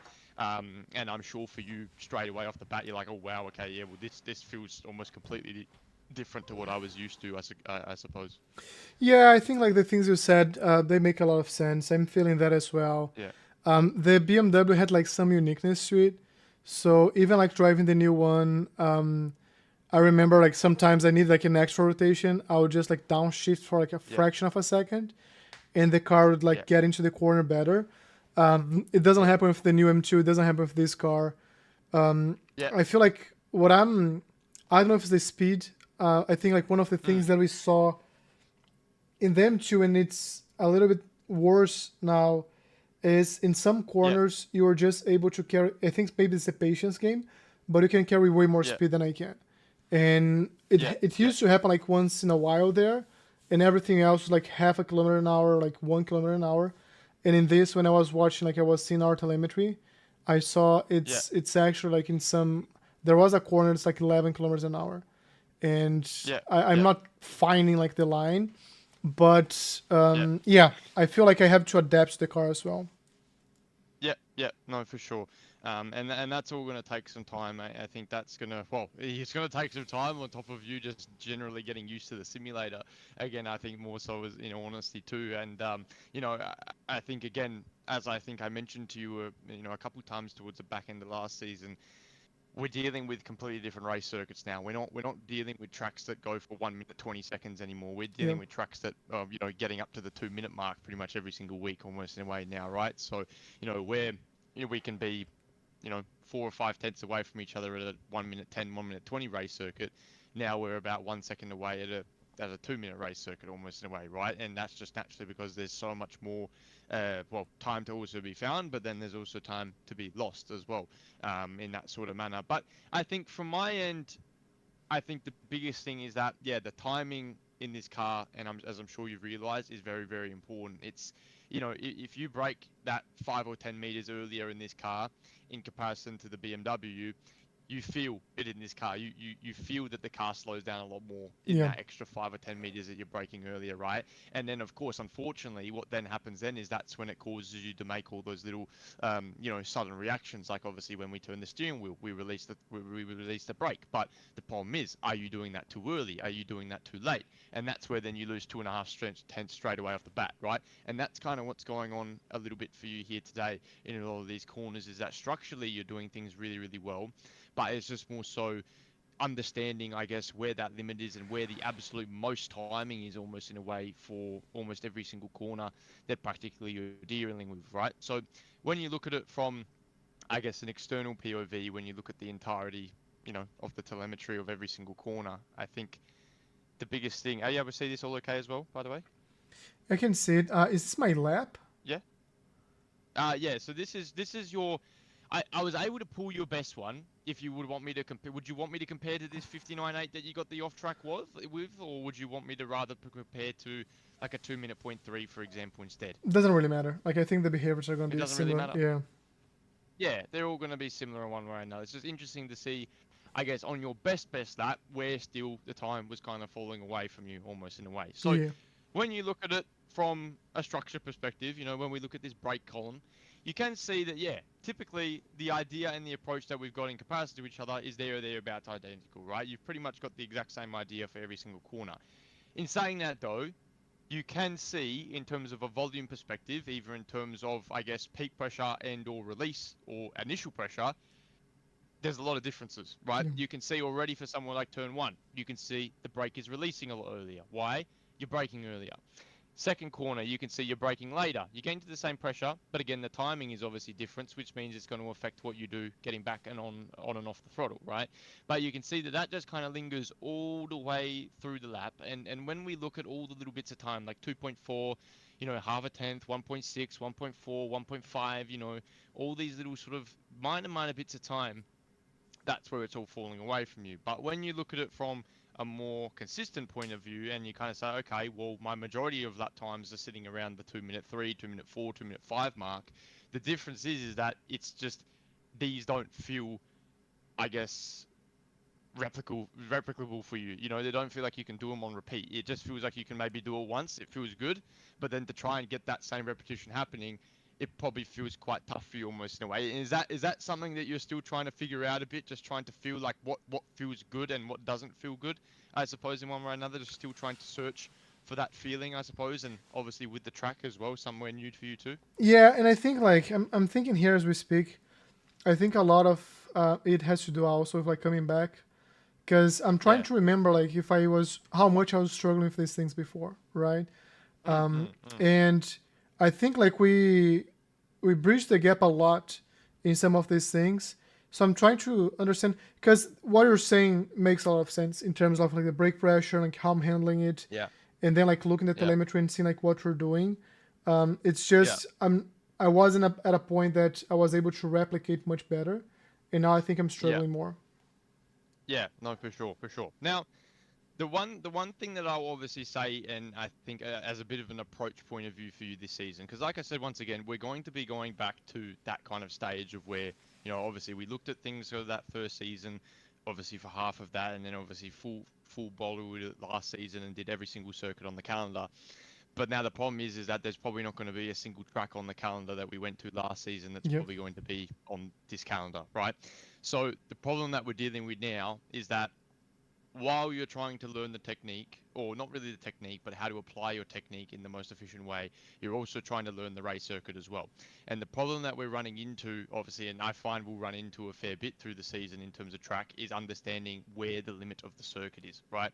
Now, the question I kind of have for you already up until this point, do you feel like for majority or every single corner of this track, do you feel like you have an idea where the limit is of every single corner? Have you gone into each corner and experimented, okay, this is where I feel like the deepest point is, almost unrealistically where the deepest point is, and I've made an effort to start bringing it back, and figuring out, okay, well, this is where the deepest point I can brake is, this is the deepest point that I can turn in, and this is the deepest point I can get back on the throttle. Is that something that you've experienced as of yet, up until this point here, or not so much yet? Not really. And you're making a good point. Like I'm used with them too to break like early and try to push it back, right? Instead of like trying late and just miss the corner. One thing, like we have a couple, I think we have like 3 S's that are very similar on this track. And you brake on the first part, and then you just feather the throttle as you go and try to go like early to get like the max speed in the following straight. That's kind of like the line is something that I haven't been able to replicate yet. So I'm kind of trying to get the breaking point right, but then whenever I think I get the breaking point right, I end up like turning in too early. And because I'm turning in too early, like I'm gonna understeer, right? Because it's pushing me like to the inside of the corner. And then the other things like, okay, I'm gonna brake a little bit later or less, and then when that happens, I just miss the first apex, and I'm at the same point, like inside. But maybe maybe going like super deep for like one or a couple laps, I'll try that. I'll go super deep to a point that I think like, can I even do this? And maybe away. I think that's a good idea. Yeah. So my personal opinion here, man, and I don't remember if we really talked about this approach back when we were in the M2s at the beginning of last season, but obviously something that we'll reiterate here in my position, because again, I have to go through it at least once a season, obviously with the new circuits that always come out at the end of every season into the new one. So for this season, for example, is the new Qualcomm Coronado Raceway, the NASCAR track that came out. Obviously, you know, the series like GT4 is actually going to be going there in a few weeks, actually. But production car obviously is there. A few other series are there, and I had to obviously get to know it to be able to do, you know, the setups for those circuits as soon as I could. But the thing is that, you know, again, for me, the problem is that I'm always the benchmarker myself. I've always got to make sure that when I do a lap, it's basically, well, to what I think is the absolute best, but then it also needs to be almost in a way that's very comparable to, you know, either used for our use case here, used for either a setup use case where I'm building a setup and getting a hot lap down, and obviously for Sambo to post it up on YouTube, you know, a lot of situations like that where I've always got to be at the best of my ability and I guess putting in my best performance as much as I can. But I think the biggest thing is like I need basically a process for that, and I need to be able to have a process that also works efficiently as well, because I don't really want to be sitting there for 2 or 3 hours trying to get my head wrapped around a circuit, because again, I just unfortunately don't really have the time to do so around everything else I do. So it's very much something that I'm like, okay, well, what's the process I sort of do to get that down packed? So again, a lot of the situations you're going to run into this season, you're going to have a lot of new circuits, right? You're going to have a lot of new tracks where you've never been before. You might have seen them, you might have heard of them, but you've probably never driven them. So the first thing that realistically that you're going to have to get the grips with and get the terms with is where the track goes, how the corners work, what the off tracks are, what curves you can use, what curves you can't use. So the first like 15 to 20 minutes of my week of that track, almost in a way, or when I first start driving that track, I'll just drive around, right? I'll just drive around and learn where the corners go, understand what direction it's going, where I need to be, where I don't need to be, understanding if you can where off tracks are. So just experimenting. Oh, okay, if I drive off this curb here, do I get an off track? Do I not?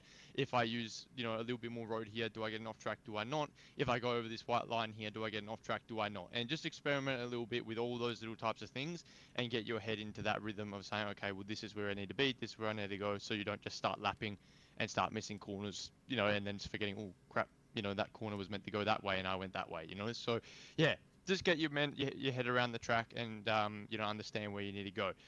Second phase is obviously probably the most important phase. So it's what I just mentioned before.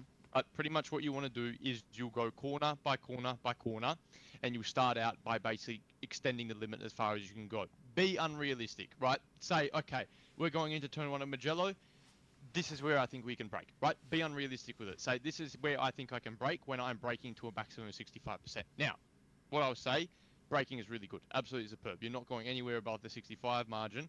But yeah, same thing with obviously the M2. We'll know that, you know, clearly sometimes there's moments where you don't need to brake anywhere near 65, and then there's moments where you'll need to brake, you know, right up to 65, and you really understanding that, which is obviously great, and that's just that carry over between the two cars. But yeah, let's say for T1 and Mugello, find your marker, give it a go. 9 times out of 10, it's not going to work. So what do? You bring it back, try again. Does it work? No. Bring it back, try again. Bring it back, try again. It's eventually going to work, right? Now, when it does work, the next thing that you can say is, okay, well, if I'm braking, let's say it, you know, 60% already right now, let me play around with seeing how soft I can go. So let me try brake to a peak of 57, see if it works. Let me try and brake at a peak of 55. Oh, okay, doesn't work already, right? So you already know that, okay, well, your braking marker's here, and your pressure's already somewhere around the kind of 56, 57, 58, 59 margin, right? And you've got your braking point, and you've got your braking percentage already right there, right? Bang, no worries. Off the next corner, off the next corner. Do the same thing for every single corner, and finally, once you've done that, you go and try and put a lap together. And what that will teach you is, first of all, well, you know where the track goes, right? Second of all, you know where the limit is, so you know exactly that you've tested. If I go past this point, the car does not stop. So you say, okay, well, this is the perfect marker where I brake. I hold the brake, I trail in the brake, I get on the power. You know where that exact point is for every single corner, and then you can obviously go and execute a lap time with all of those that information in mind, right?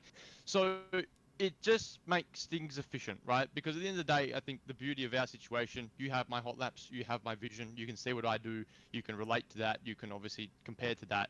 But the problem is that it's always a case of seeing versus doing. You know, you can see what I'm doing, but again, feeling what you're doing, feeling how to do it, and feeling why you're doing it is probably more so the most important thing that you've got to try and sort of think about and try to apply. So is that a process that you've ever thought about? Is that a process that you've ever done maybe in one way or another in maybe a different route? Or is it something that, yeah, you know, obviously you've never really thought about doing at any point, I suppose? Yeah, I've done like a different version, which was like what we discussed in the past, the BMW like driver mentality of going around and like trying to pick up. Was kind of the opposite, like brake early and then start pushing back and see like how far I can brake. One of the questions that I have for you, like you just touched a point that it's, I think in the M2 I was kind of used to it already in a sense, and in this car like it's brand new. So for example, in this first corner, it's I won't say it's a hairpin, but like it's almost a hairpin, right? So I could see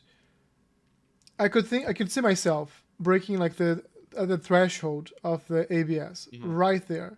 we should be like around 60 something percent. And here we are below it. Yeah. Which Yeah. means we're also braking slightly earlier than what we could brake Yeah. and get at max. How do we make the Yeah. trade? Like, what makes you decide the trade-off? Like, why are you not going to the threshold every single time with this car, and rather you choose to go earlier and a little bit less on the brakes? Yeah, like how do you make that decision? Yeah, well, I suppose the biggest thing that you've always got to think about with the whole consensus of iRacing, right? I mean, from the BMW M2, the old one, to the new one, to this car, the GT3, to to GTP, to LMP2, everything that you drive, the main consensus is how much momentum can you carry into the corner. That's always the idea. That's just naturally in iRacing how we find lap time is how much momentum, how much minimum speed can you carry through a corner. You know so very well from the past how much minimum speed makes a difference to lap time, almost in a way. You know, when you're that 3 or 4 or 5 kilometers per hour slower at the apex, you're losing 2, 3, 4 tenths of a second, almost in a way, right?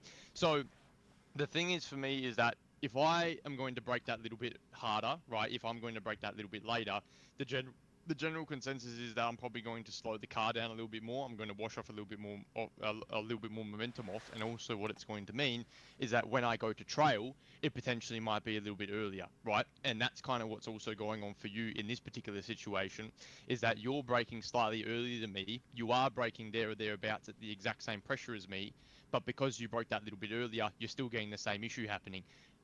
You're still trailing off a lot earlier, right? Because obviously you've broken that little bit earlier. It means that you have washed off a little bit more momentum in comparison to me, which is obviously what you can see when you look at the top, right?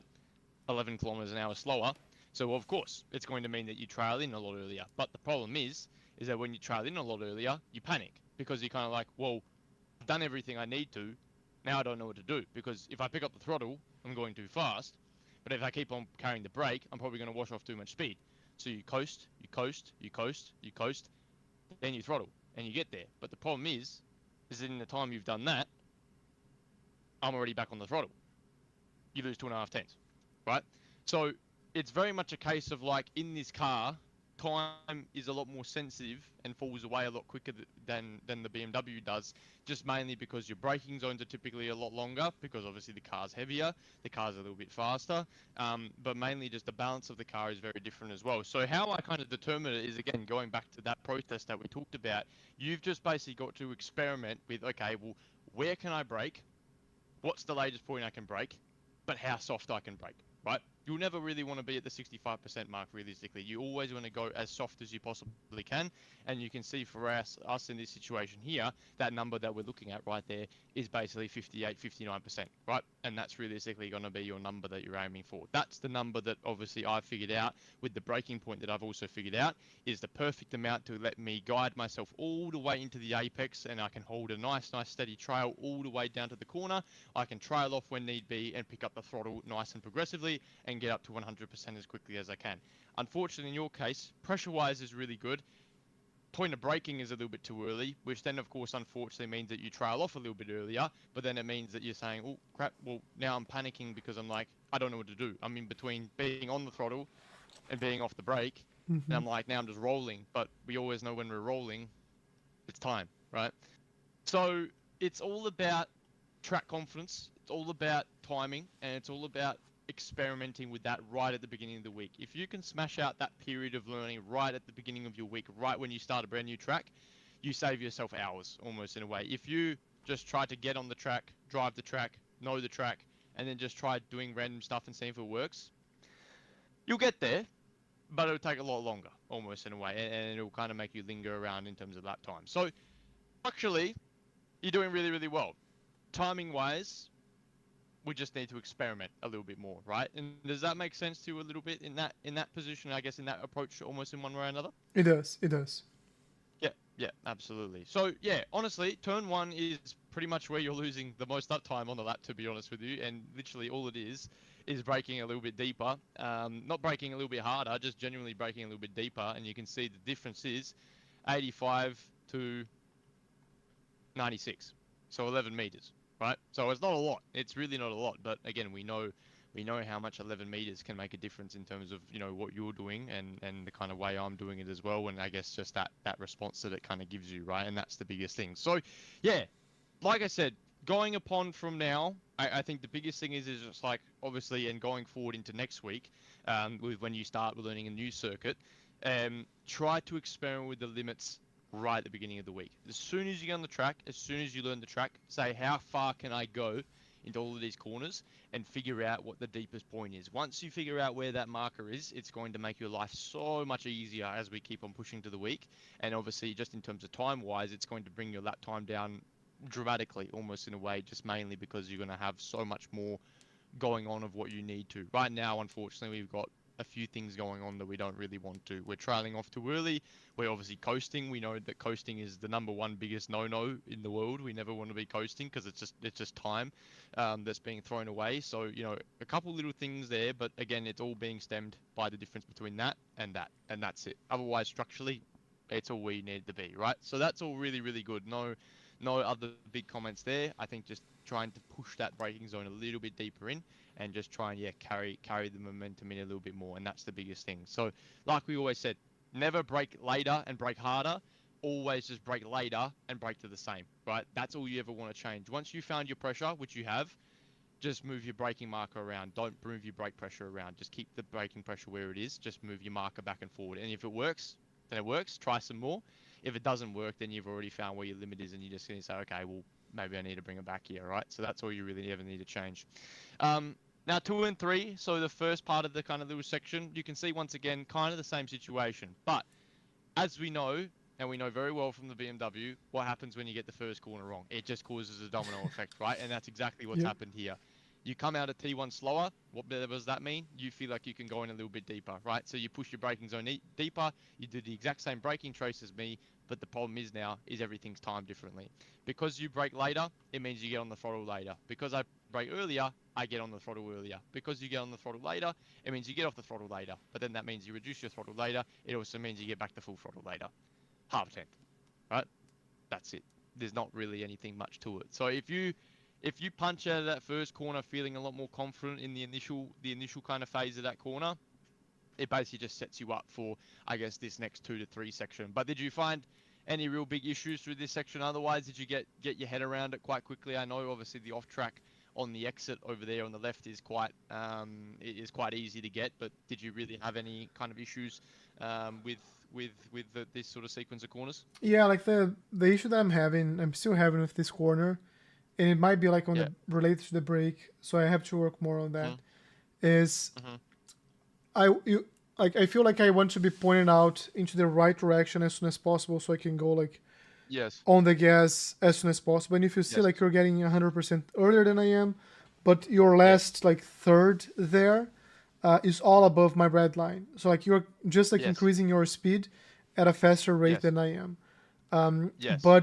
My line, the way I'm going around the first part of the corner, is pushing me into the middle of the corner. So that's costing me like this space and this time. So I have to be like more gentle on the gas. And it's costing me time on the following straight as well. Yeah, that's it. And again, you know, when you think about it all stems from there. Yeah. That's all it really is, right? It all stems from there. But where does that stem from? Stems from there, right? And then it stems from there, and it stems from there, and then that obviously stems from this, which then stems to that, right? So it all just basically falls over each other almost in a way, and we know that very well. Now, again, like we said at the beginning of today, the problem is that whenever we fall over each other like that, the difference is that we're not going on a track that's only just a bit over a minute long. Now we're going over a track that's just under 2 minutes long, almost in a way. So we've got like an extra kind of 30-ish, 35 seconds more, maybe 40 seconds of the lap to think about, obviously in comparison to the M2. And because of that, all of these things maybe might linger a little bit more. But again, the fact of the matter is, Alan, is that we're literally losing just a bit over maybe a tenth of a second, around 1.5 tenths of a second through all of the corners, which at the end of the day means that structurally you're doing things really, really well. It just means that the timing is the big thing to kind of focus on. And again, the timing is track knowledge. The timing is knowing, okay, where's my limit? Am I maximizing my limit, or am I underdriving the car by almost doing things like we said, we're coasting, or we're braking slightly earlier, which then makes us trail off a little bit earlier, you know, just keeping in mind those little things. Already with T1, right, you already know that, okay, well, wherever I'm braking right now, I need to go deeper. I need to push my trail in deeper, and I basically need to make my on throttle point start earlier. But obviously that's only going to be because my trail break lasts for longer, pretty much in a way, right? So that's the way that you've got to kind of think about it and that's obviously what's going to be really, really helpful in terms of growth for you going forward. So yeah, that section there, it looks like you have it under wraps quite well. It's just about, yeah, you know, especially with those little like yellow sausage curves that you have, you know, all around the track here, you know, you kind of can use them realistically quite nicely in the cup, in this Porsche GT4 Cayman, sorry, not the cup car. But you can, yeah, you don't really want to use them because, well, depending on the spot, you do want to use them, but particularly through this first one, you don't really want to get over them too aggressively because it just can kind of make the car very bouncy and you lose a lot of kind of momentum and traction coming out of the corner. But obviously coming up to the next section, obviously you can use them quite a fair bit aggressively.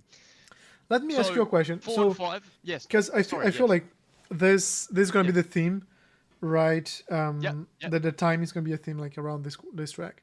How do you work on that? Because what's happening to me is I go on the track and I'm going like lap after lap, and I feel what happens to me is the opposite. Like I start getting fatigued and I start making mistakes that I wasn't making before, and then I just like it's pointless to continue, so I have to stop and come like hours later. So how do you approach that so you can use more of your time? Sure. And again, it brings me back to our conversation before, right? You've got to be a lot more efficient on your racetracks here. You can't sit there for 2 hours and try and pump out laps because the track is just double the amount longer, right? So you're dealing with, instead of, like I said, a 1 minute 20, 1 minute 30 lap, you're dealing with an extra 30 seconds every single lap that you do, right? And when you're sitting there for an hour, it adds up to probably an extra 30 minutes, right? Almost in a way in terms of what you're doing. So you can get fatigued very, very easily, I guess, is the biggest thing. But I suppose again, like I said, you've just got to try and go and approach it in a way of trying to just be efficient with your time. Like I said, right at the beginning of the week, don't bother with trying to find that time right at the beginning of the week. Spend your first 30 minutes to an hour of your dedicated time. Spend it just literally figuring out where the limit of the circuit is, figuring out how deep you can go, how late you can go, what curbs you can use, what curbs you can't use, right? Figure that out. Walk away from the sim, right? Come back. Then obviously try and put it kind of into play. Try to maximize everything. Try to put everything into perspective. Try to apply everything that you've learnt.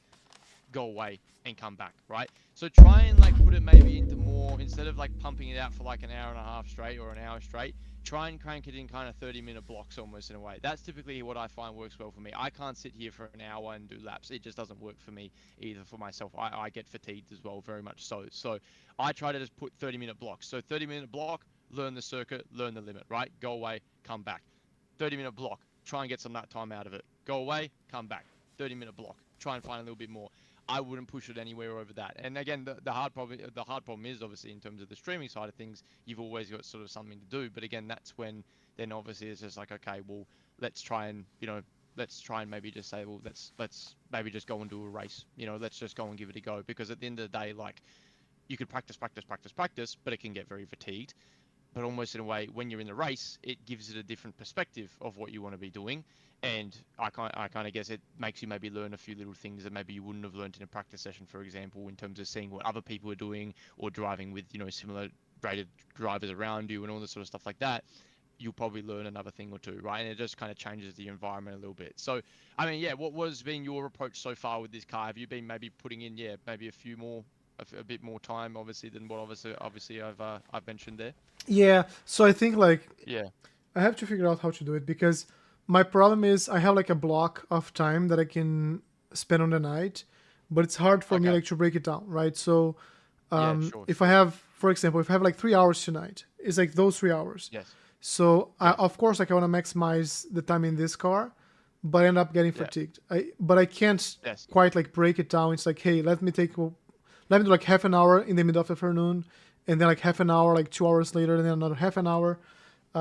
So I think what I'll have to do is either get creative, maybe like a little bit in the morning, maybe a little bit like later in the day, or I'll just have to get used to it, and eventually I'll get less fatigued by like doing it over and over.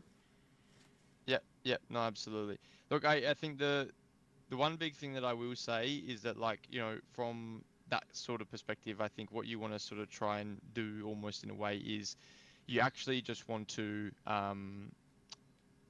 spend a little bit of time of everything almost in a way. I suppose spend a little bit of time almost in doing a little bit of telemetry analysis, right? Doing a little bit of kind of, overview of what you've actually done, and come and compare my stuff, come and compare my, come and compare to my driving or whatever it is like that, right? Watch my video and just take a little bit of time, especially when you do have that big block of time available, just spend a little bit of time of actually comparing again, right? So going out, doing some driving, seeing what you're doing, and then just going to compare, right? You've got your idea of where you want to be braking, what you want to be doing. Come and watch my stuff again. See where I'm braking. See if I'm using maybe a curb differently. See if I'm, attacking a corner slightly on a different approach, right? And then obviously, yeah, maybe after that a period of time, spend a good 20 minutes or so, go back to driving the car, right? So just try and maybe be, like you said, be creative in terms of not exactly when you do it, but just maybe be creative of how you spend your time learning how to drive and how to obviously improve in this car at the particular circuit we're dealing at. So if I could give probably a bit of advice with that, I would probably say try and spend, like I said, 30 minutes in the initial part, learning where to be, learning where to brake, learning what the limit is, jump out of the car, jump out of the session, hop on telemetry, watch the replay, spend about 20-ish minutes, 25 minutes on that, right? Have a look, have an overview, come back. Try and actually put the time into the lap, right? Try and sort of approach a lap, try and drive a lap, see what you can do, right? Spend another 30 minutes there, hop out of the car. Maybe have a little break, or once again, go have a look at telemetry again. Overview, compare, have a think, have a little discussion with yourself. Say, okay, well, what is he still doing that I'm not doing? Go back, try again. That's probably how I would say I would go about it. That's kind of an approach that you would do if you were driving in real life almost in a way. That's pretty much how it works in real life. You go out, you do a test session, come back in, have a look at telemetry, hop back in the car, you go back out. Finish the session, come back in, have a look at telemetry, overview, watch a video, go back out, right? And that's how a test day basically works in real life. So try and maybe treat it, if you do, like I said, have a big block of time at the end of the day, especially from a streaming perspective as well. That can be quite interesting to watch, just seeing I guess a bit of a structured way of going about it like that. And I think that would probably be the best way for you to do it, to be honest with you. And you'd probably get the best, I guess the best bang for your buck with your time, almost in a way. Just try and execute like that. Would that maybe sound like something that probably would work decently for you? Yeah, I like the idea. I like the idea, because sometimes I over-index in going around the course several laps, because I feel like I'm very close to having a breakthrough, and it never happens. But I like the idea of stop, go, see the telemetry, see what are the new gaps, what gaps I've reached, watch the video about those specific parts, and then go back on the track and work on those. Yeah, exactly. Because again, we've got to think about it in perspective that, you are streaming, right? You are streaming pretty much every day. So obviously you can't just get up and go for 30 minutes and then come back, right? So obviously you don't want to be driving for an hour straight. I think that's the moral of the story here. You don't want to be driving for 1 hour straight. You want to be, you want to be kind of spreading out your time. So like I said, on a test day, right? When I would go to a test day, this is how it would work. I would basically have 3 sessions throughout the day. I would have 15 lap sessions every single time. So pretty much I'd be getting 45 laps a day, basically. And basically what I would do, would go out, go do your first session, couple warm-up laps, do a few push, come back in, get in the box, get out the car, plug the laptop in, get the telemetry, get the onboard. We'd have a look, say, okay, yeah, this is what you need to do. No worries. Okay, get ready, jump in the car, go again, do another few laps, come back in, do the same thing, right? And then you give it one final tune-up, change the setup maybe, and then you'd say, okay, let's go out again. Then let's give it a go. You'd go there, finish up, come back in, have an overview, go home, right? That's kind of the way that you can do it pretty much in your sort of own situation, that you have a big block of 3 hours. Don't just think that those 3 hours solely have to be about the driving. Just make it about a bit of technique analysis, a bit of timing, notice little things like exactly what I'm noticing right here, right? Look at these things and say, okay, why is that happening, right? Because of that, go forward. Why is that happening? Just because of that, right? Think about it in a bit of a kind of, maybe from a third person point of view in some situations. Don't be in the first person, just think about it in the third person point of view sometimes. So that might be something to do, rather than kind of spreading it out during the day. Keep the schedule the same, just more so spread out your timing approach almost in a way, in terms of, how much you're spending in the car, and how much you're spending in analyzing. Because I think the analysis in this car, in terms of what you can analyze as well on your end, is going to be a lot more critical to obviously what it will be in the BM. Because you know your structure, right? You know what you need to do. You know how you need to do it. You know what you need to do with your feet. It's just about saying, well, how can I apply that in the way that Gianni is, and a lot of that is going to come from saying, okay, well, what can I see on my end initially? And then obviously you can come to me on a Thursday night and we can discuss, but it's obviously a way of like, you can start to kind of think about it in the same approach that I do, because you know what you need to do as well, right? So I think that would probably be the best way. That's what I would potentially recommend doing in terms of, I guess, going forward with all this sort of stuff. And again, every week's going to involve you having to pretty much learn a new circuit as well. So it's going to take a lot more time than what it would have in the past, because again, we knew the circuits a lot more, and they were a lot shorter too. So there's a lot more to kind of, obviously put up in your mind in terms of what you need to do and how you need to do it. But very important to make some sort of particular analysis in yourself as well. But yeah, I mean, as we continue progressing forward, I think you can really see that it's a lot of just the little differences between each other, right? You can see, coming into 4 and 5, you brake a little bit later and you brake a little bit softer. However, why is that the case? Same issue again, slightly slower coming in. Why is that the case? Because of this one. But why is that the case? Because of this one, right?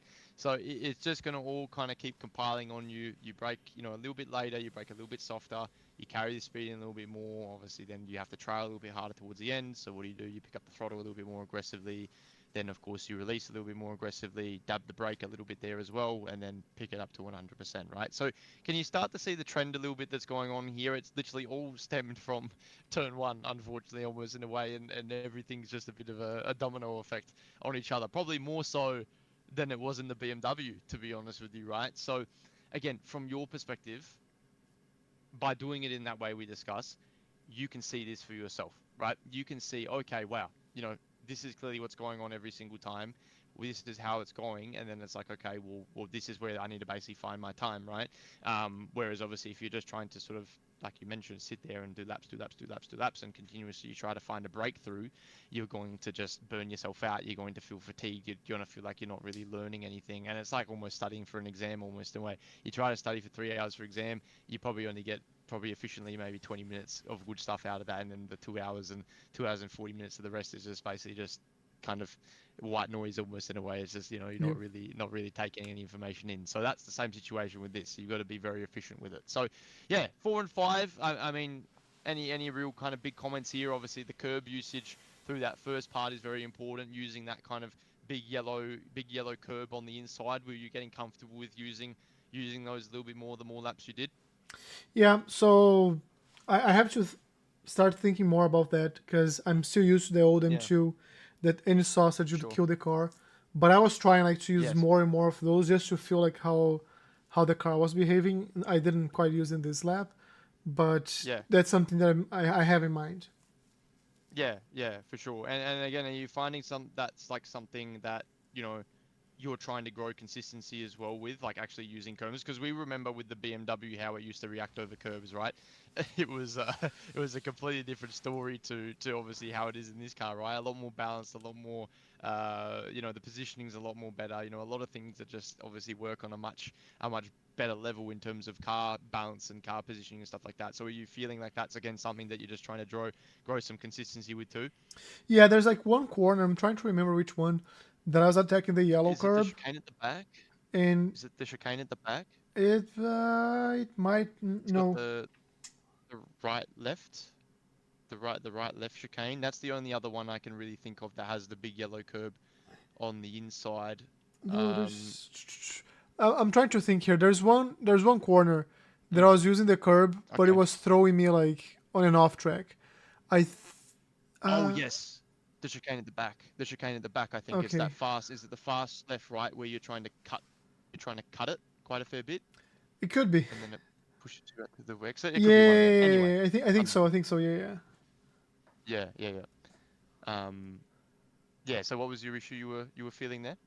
No, I'm trying to remember. Like I was hitting the sausage, but that was bouncing the car, and because the car was bouncing, I was losing time and going off track. So on that specific one, I'm kind of avoiding it. But to your point, maybe I should like attack it more and see like if I get an off track, by going like even Yeah. more on the sausage. So I'll try that first. Yeah. Yeah. So again, like, I think definitely feel a lot more comfortable with using curbs in this car. I think more than the BM. Honestly, the new M2 is a lot better at curb usage than what the old car was. It just it feels like that whole kind of pogo stick feeling that you would get from the old car is kind of dispersed. To be honest with you, so I missed that. Yeah. yeah, obviously, yeah. It made it definitely. Definitely made it unique to drive, and I think made it you had to be a lot more proficient with what you were doing too. You couldn't just you couldn't just attack curves for the sake of it, where you feel like you can most easily in this car, and you can kind of get away with it quite nicely. So a lot of little things like that definitely are quite different from car to car. But you can realistically see it's all a lot of the same thing, right? It's either it's just the timing initially into the braking zone that is very different. It's either where braking a little bit later and softer, or we're braking a little bit earlier and harder, right? But again, every time you see the same Yeah. instances happening. I mean, if we look at it from an external point of view here, you can really see every corner you're coming in slower, you're coming in slower. Here, you're actually coming in faster, but then you're coming in slower, coming in slightly faster, slightly slower, slightly slower, slightly slower, and Yeah. then you're slightly slower to the line, right? So it's naturally a fact of it all stems from this, pretty much in a way. It all stems from what you do right there. The whole lap is basically proficient of what you do right through that first corner there. And if you can get that first corner right, the rest starts to flow right. Of course, you can obviously make mistakes throughout your lap, but where it's obviously going to put you in the best spot is obviously T1. T1, in a matter of fact, man, is where you lost the most time, right? You lost 2.4 tenths through T1. You lost 0 0.5, 1.6, 1.4, 0.3, 1.5, gained 1.2, 1.3, 0.009, 0.05, right?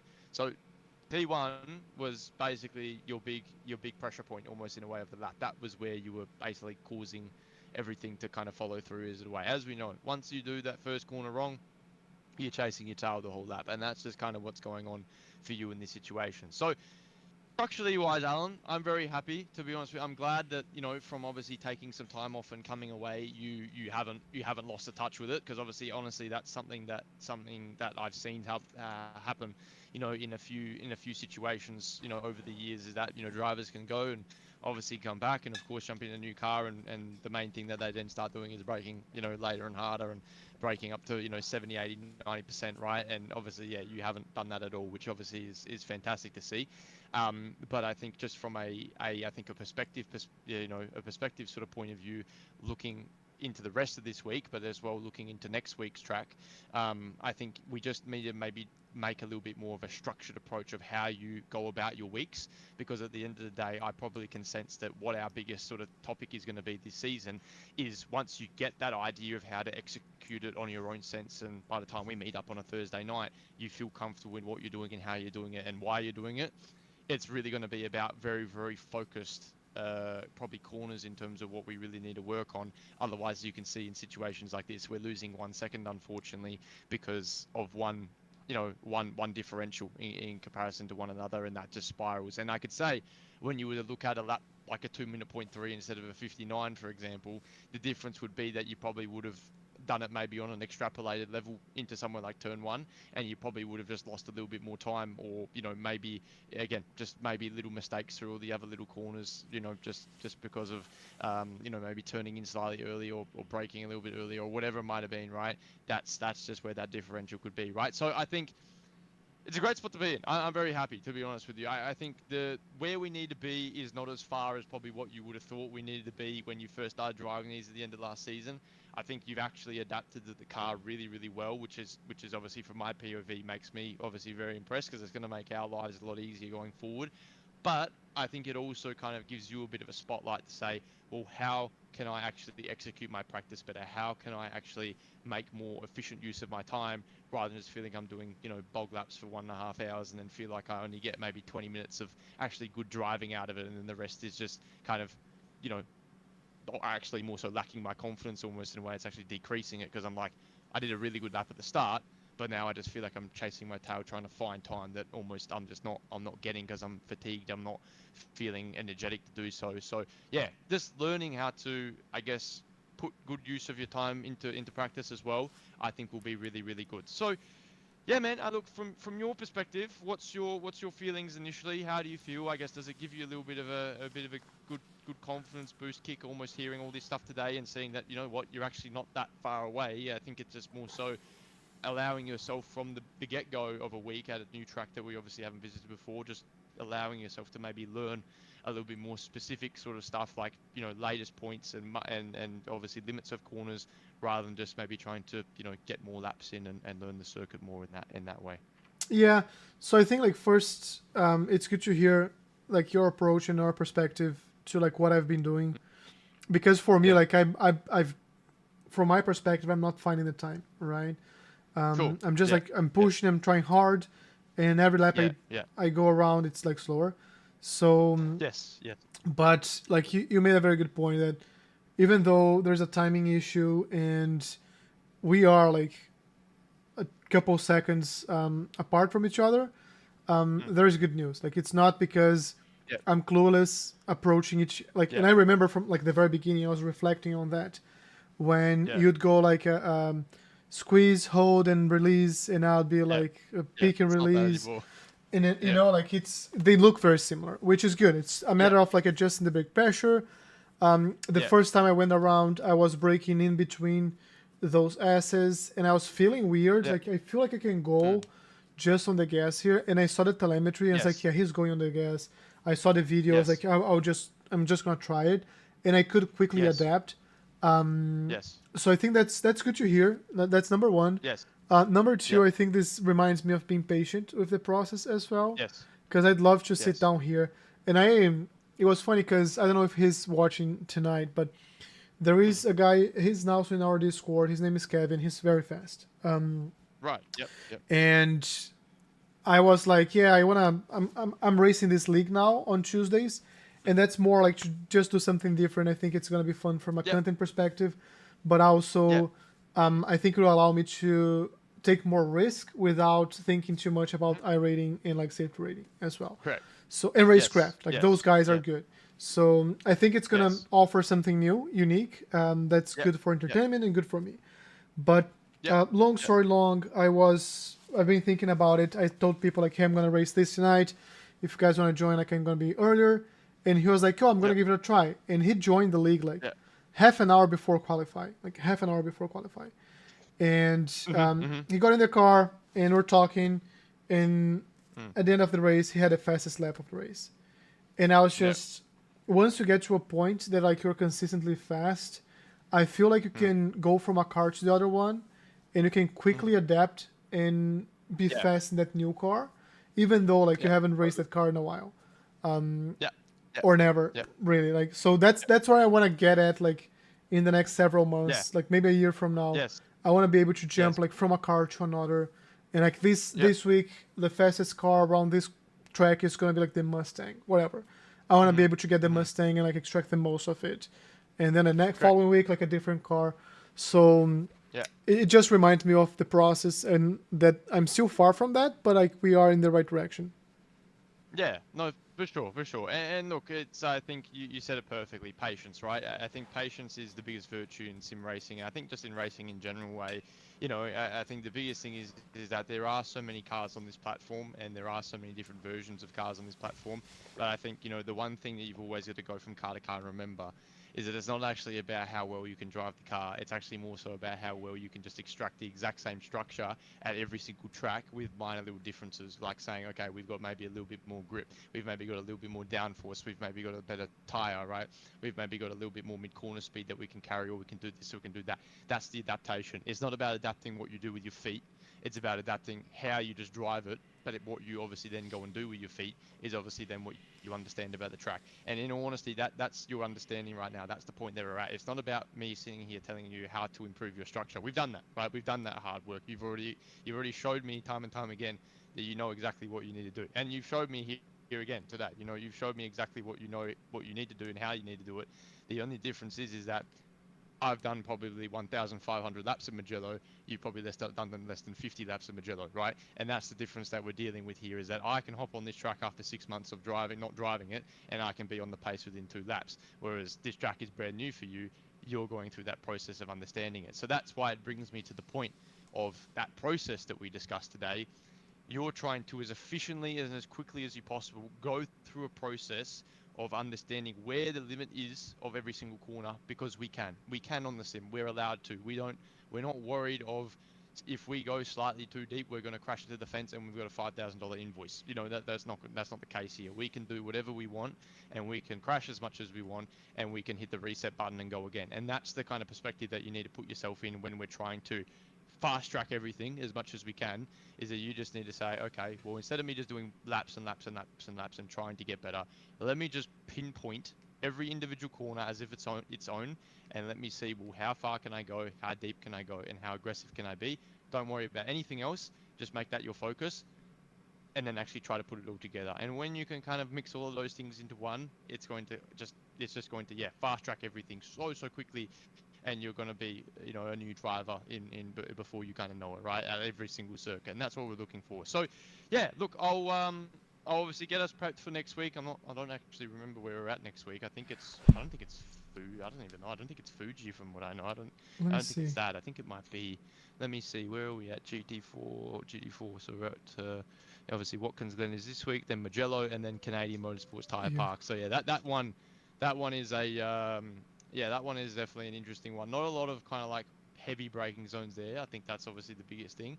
But again, it's a momentum circuit, right? So again, it's going to really kind of, I guess, propel us from what we talked about today. And I guess from a driving perspective, again, make you learn where the limit is. And that's what I would start with there. I would start with learning where that limit is as soon as you can. And from there, it's going to basically just allow you to extract so much more as the week goes along, rather than just starting out driving, and then you're halfway through the week and you're still like, well, where's the limit? You know, you're still trying to figure that out. So, yeah, no, look, I think really good initial session here today, Alan. Obviously, yeah, I think, again, I think the biggest question you probably had for yourself is, was I going to be able to kind of match up as much as I was in the BMW? And yeah, no, absolutely. The answer is there's some time there, but the time isn't there because of what you're doing structurally. The time is there just based on what you know about the racetrack. That's all it is, right? And that's going to be the case for us every week. So our job is to try and get you up to speed as much as we can at every single racetrack, allow you to feel comfortable and consistent at doing everything you needed to at that racetrack. And then from there, obviously, that's where we're going to get that big step that we're looking for. And that's the difference that we're looking at right now, right? So yeah, look, very impressed. I think, yeah, nice initial lesson there today. I think good to kind of see where we're at with things and actually kind of get a bit of a breakdown of like, okay, well, we're not actually that far away, to be honest with you. It's just more so every week we need to understand how to get the time out of the track the most, and what you basically need to do from the driver's seat to get that to happen as quickly as we can, as fast as we can, so we can basically sit here and say, okay, yeah, Mint, we're in that 0.5% again. Well, what do we need to do to find that 0.5%? Okay, maybe we need to have a look at this corner a little bit more in depth and just run through it, right? That's what we need to basically be able to do. So, yeah, man, look, any thoughts? All good on your end? Does that sound like a good plan? Yeah, sounds like a plan. I have one question for Please. you. Yes. So I'm gonna be racing the GT4, Yes. which means it's like one race every other hour. So I'm gonna be flipping Yes. between the fixed and the multi-class one, which is open setup. Do you think for the open setup I should like download the VRS setup and race with that, or I should just do like go with the fixed one in both and get used to the car like in the same behavior? I mean, I mean, it's definitely track dependent. I think the problem is that like there's a lot of circuits where obviously the wing can play into factor a little bit in one way or another. So, you know, tracks like Le Mans, for example, if you were to run the fixed it up, you would be probably like 4 seconds off the pace or 5 seconds off the pace at Le Mans, just generally because you don't have as little wing as what they would in comparison, right? So, yeah, you know, the difference shouldn't be really anything, to be honest with you. They should feel like driving-wise, basically there or thereabouts exactly the same. So yeah, I'd probably go and, you know, download the VRS there and just run that. Obviously, yeah, the races are a little bit different. Obviously, having the LMP3 obviously there as well kind of opens up your perspective to the to obviously, yeah, the multi-class racing that you can get here in the GT4 stuff. So yeah, no, look, definitely give it a go. Just yeah, download the VRS stuff, but also again, do some testing with that, right? Try a couple laps on the fixed, try a couple laps on the, try a couple laps obviously on the VRS setup, and just see what you feel is different, right? And just kind of report back again of what feels different there, and just sort of give your mind the answers that they need. Say, oh, okay, if I try this, I feel this. So if I try that, I feel that, right? And just kind of allow your mind to understand or get some answers to things, and don't leave any mysteries on the table. I think that's probably the ultimate thing to always remember. So yeah, man, so look, I'll get you that for Canadian Motorsport Tyre Park, and then yeah, obviously we'll have a look at that next week, and yeah, any questions you have, let me know. But yeah, going into next week, like I said, try that process, try and think of a structured way of going about your evenings, almost in a way, and how you practice.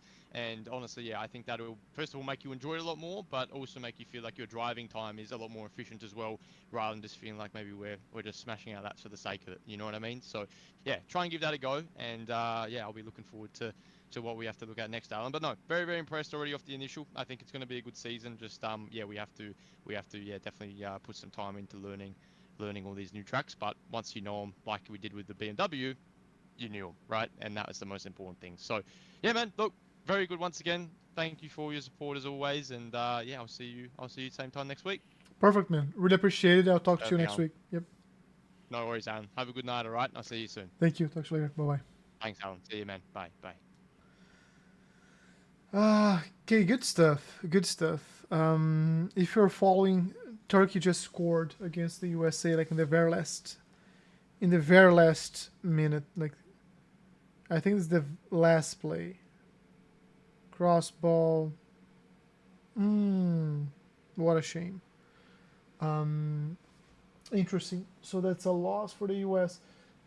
I was gonna drop, but I think there are a couple of things that we can go to the track. So maybe another 20 minutes on the track here.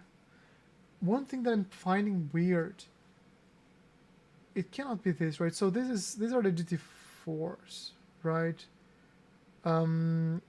They're going around on this track in the open setup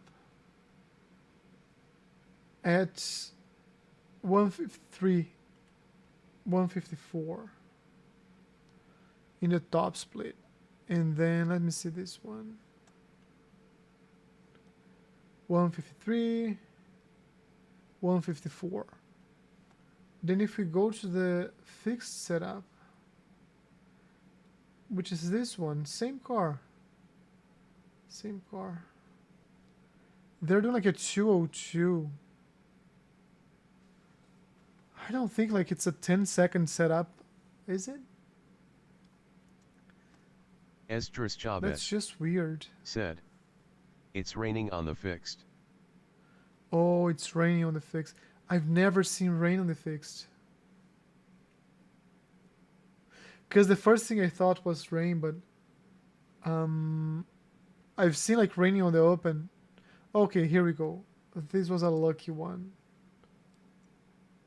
Yeah, like a 5.4.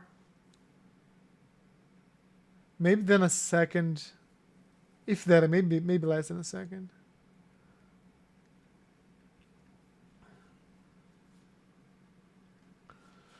Oh man, it sucks. It sucks. I'm made of sugar, so if it rains, I'm gonna be upset. Let's go. Let's go to the track. Let's see if we can do anything different.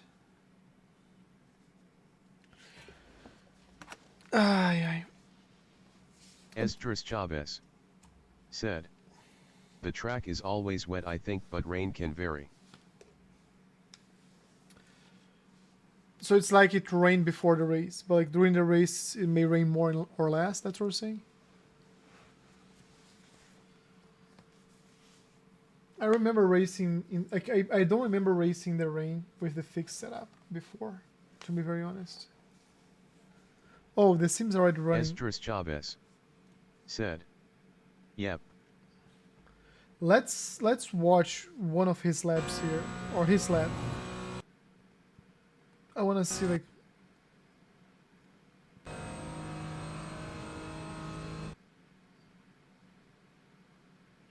Right at the kink, right?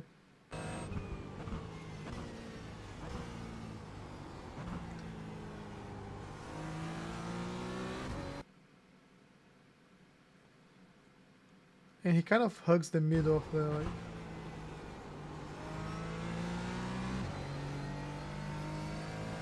Let's see one thing.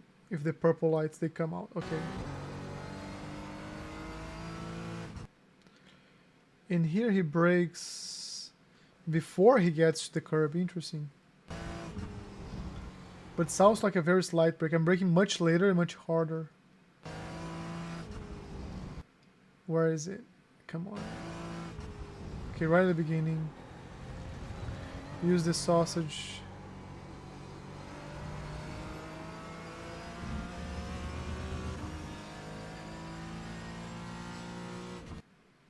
No, wrong button. Trying to see where he brakes. Okay. He's braking right here. Where's the marker? 50. Where's the 100? It's past 100. It's right past 100. Is that it? It's almost at the 50 actually.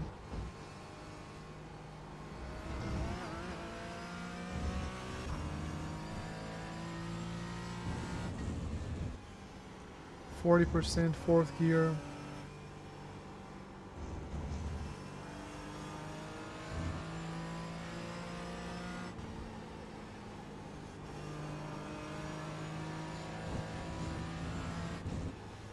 Oh, he used the brake here.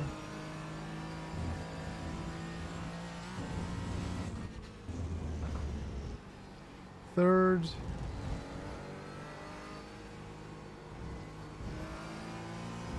Yeah, that was the curb I was talking about, the sausage.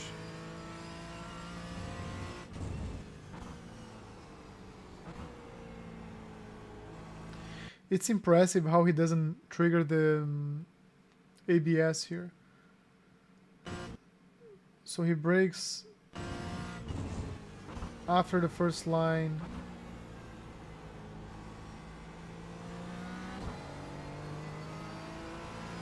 He doesn't use the outside. Okay.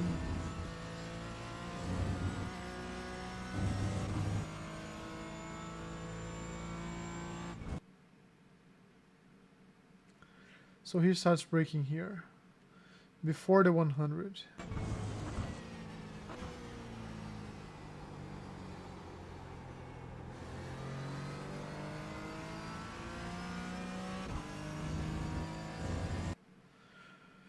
All right, let's see if I can remember any of this.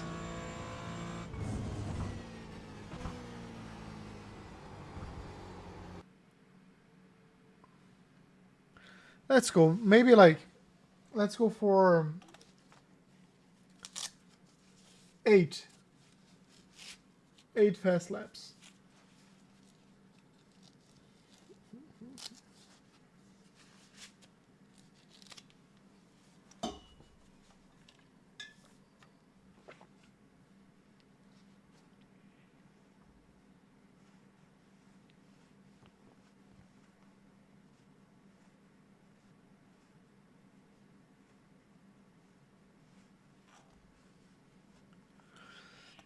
Okay, let's, after everything we talked about, let's do it.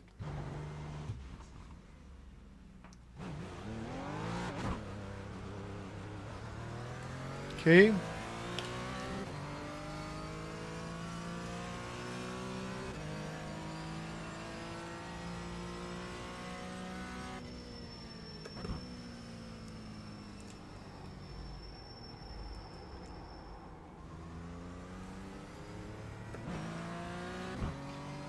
Close the brake here.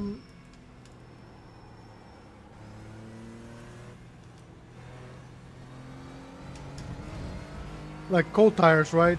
Remember we have cold tires, so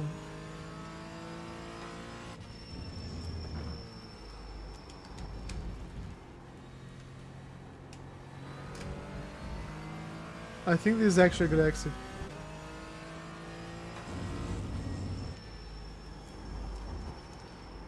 I can shave more speed there.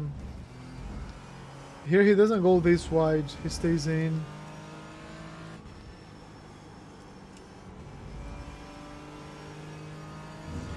He touches the brake here. I feel like he can just lift and use a lot of the inside.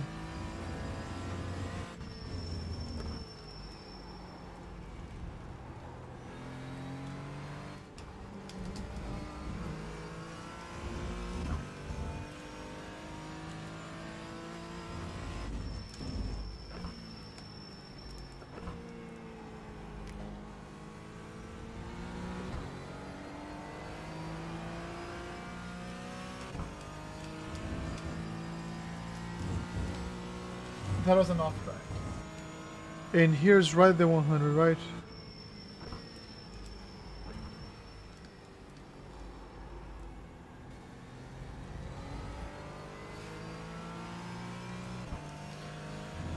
Alright, so this...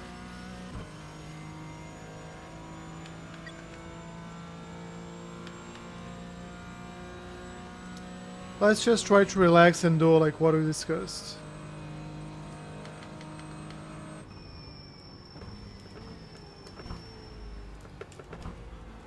I was looking at them.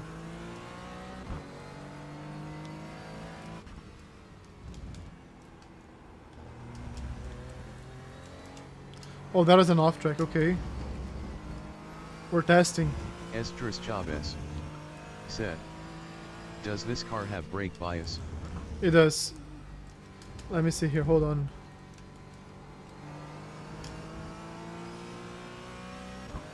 Right now it's plus 3.25.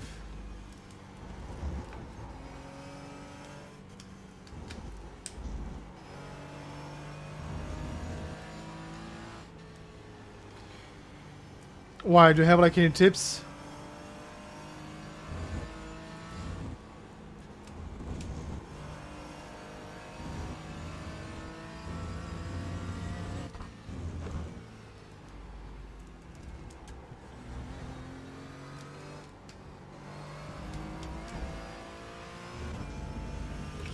Yeah.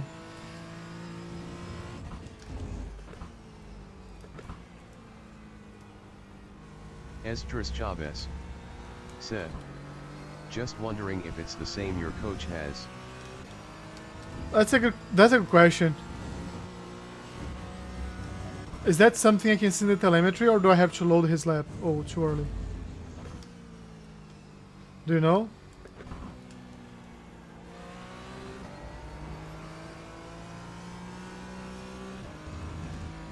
That's a very good question. Very good question.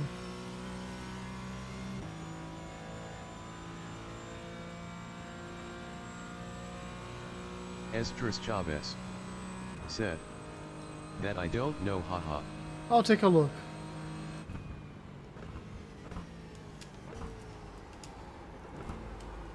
So I have to go harder on the brakes.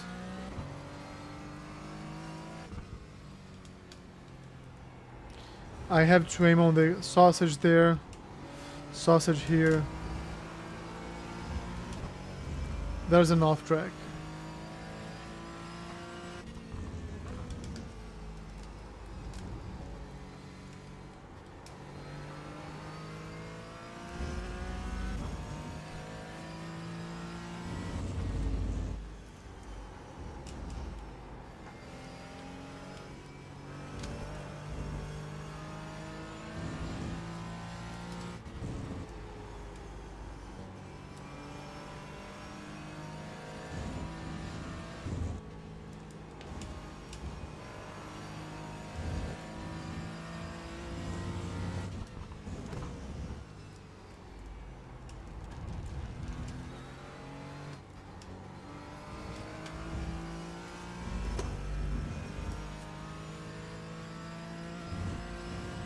Oh, too late, too late.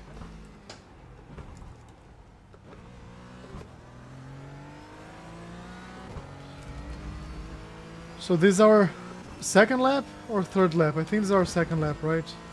The first one was an out lap, so it doesn't really count.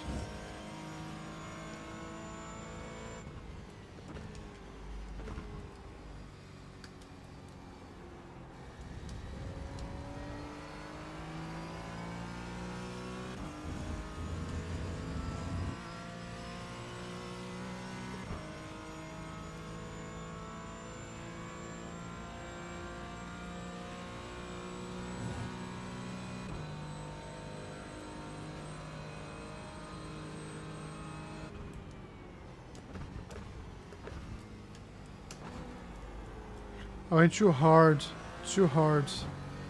on the brake.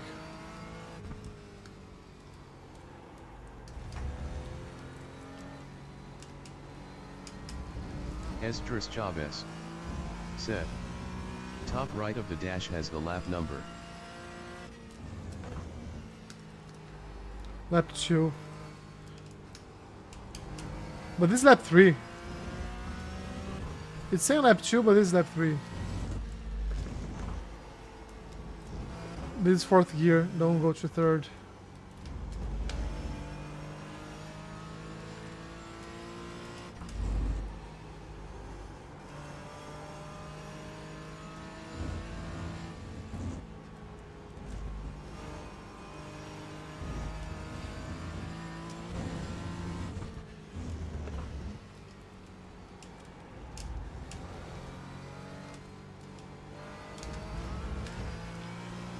Did you go to any World Cup games?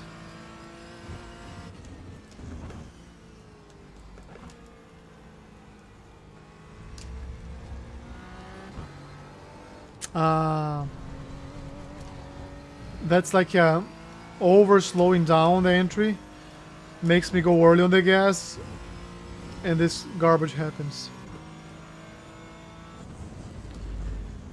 I think what the top shows like how many laps I've completed, right?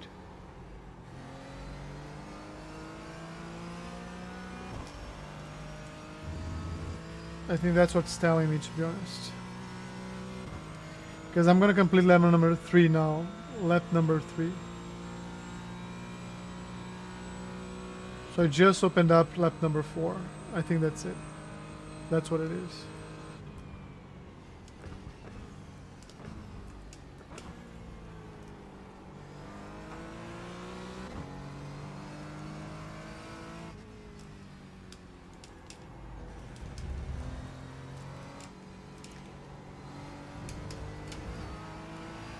Esdras Chavez said, I have not, but I live a few blocks away from the stadium in Vancouver. Had the real-time feedback of Canada's goals a few days ago.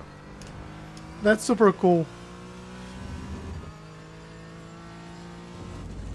I'll tell you a story in a second. I'm just complete this because it feels like a good lap.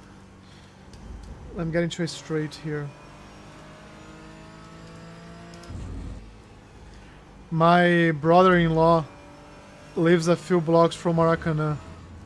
So every time there's a game there, he hears what happens before he watches on TV. Which is funny. Because he always knows ahead of time. So last year we're Flamengo supporters, but last year I was watching the Brazilian Cup final between Corinthians and Vasco. He was there. So you could actually hear when Vasco scored. Which was once.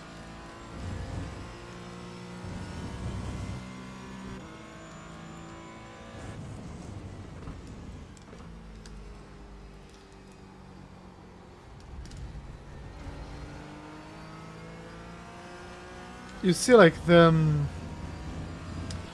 problem with slowing down too much on the entry is that you go on the gas early, and because you go on the gas, I go on the gas early, I end up like understeering.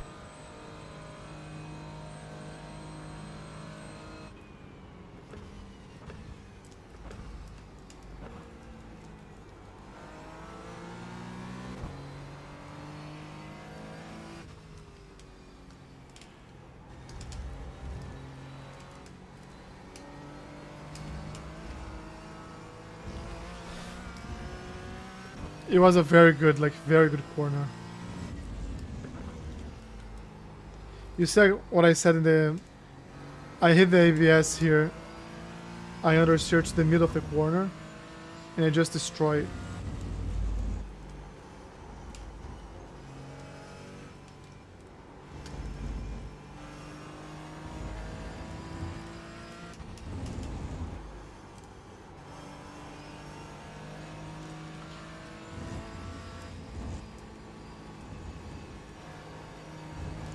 Yeah, trying to carry more speed than I should there.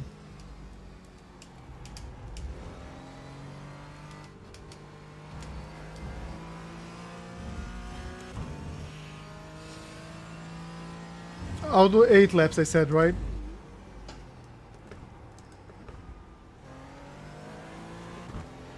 This lap number 5.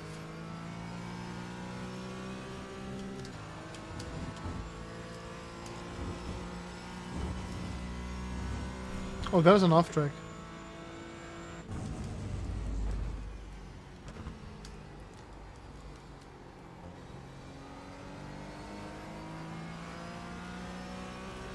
I feel like this... It felt like a good corner, to be honest. You've just set your fastest lap of the session. It's too garbage.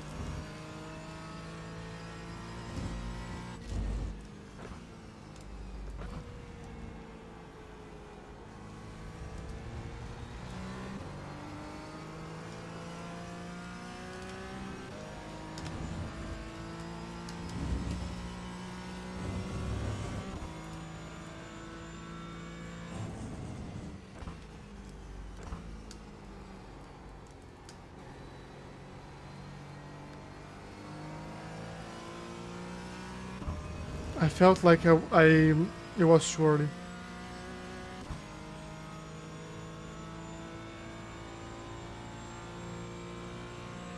New fastest lap for you. 2 more laps.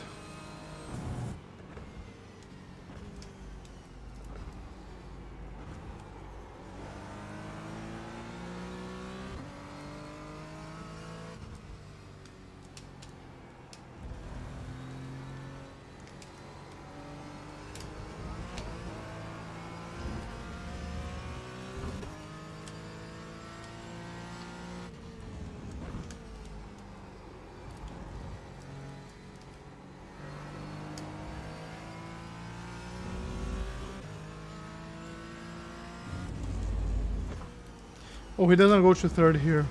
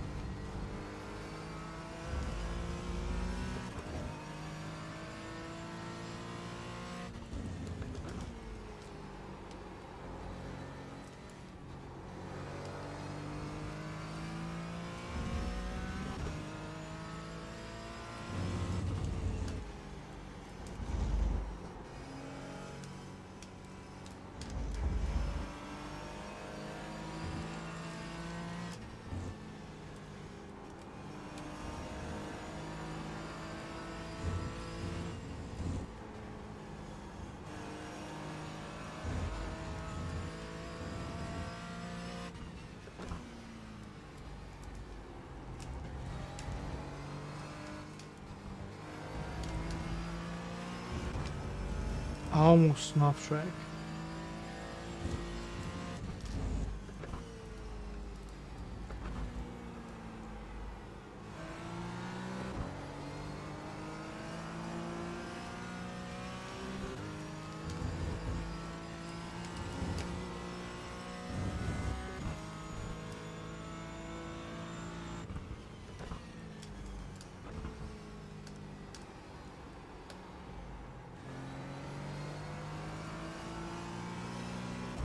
Ah, off track.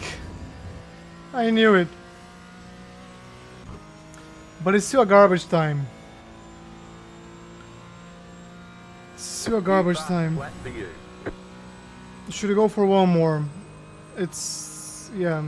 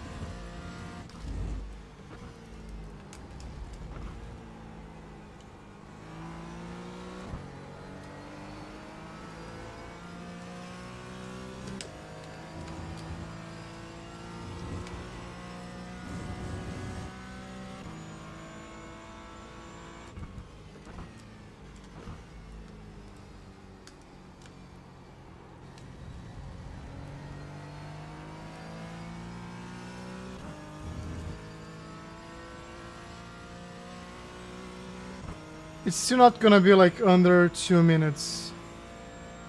But I've improved. You just set your fastest lap. I to think second. this is actually our fastest lap.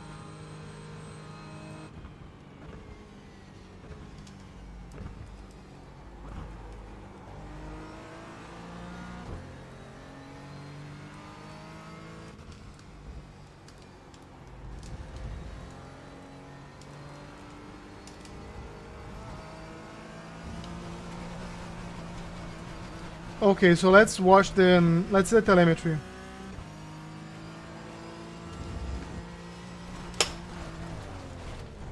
You cut that corner and got a slow down penalty. It's working, it's working.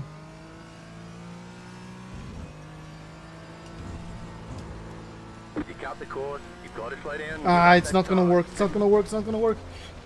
Man, like the gravel just holds the car very well. You cut that corner and got a slow down penalty. Ah, no, spinning, no spinning, no spinning, no spinning, no spinning. Spinning is an issue.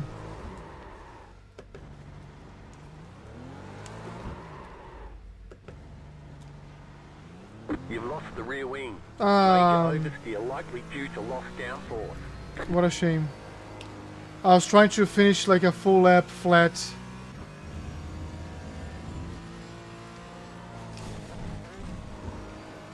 They say you cut the course. You'll have to slow down and give up the time gain.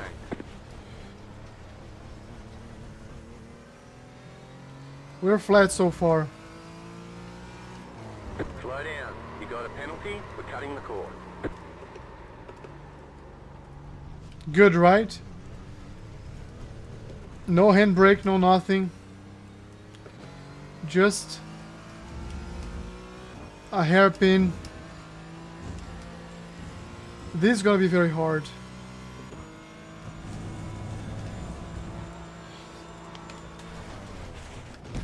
No, we just died. We're so close. We were so close. You blew the engine. That's gonna be my new challenge. When I get tired of a track, my challenge is gonna be to do like a full flat lap. AP Hamodi said, "What series you racing RN?" They're not racing, I was just like putting some fast laps, but it's still the GT4. I wanna see one thing, like this was impressive. Hold, hold, hold, hold, hold, hold. And then we open up here.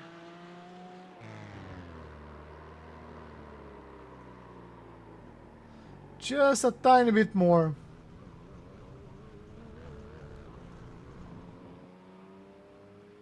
And then I got overconfident. Yeah, the problem here is I should have gone with 4 wheels. Because right now this is dragging me to the right, not to the left.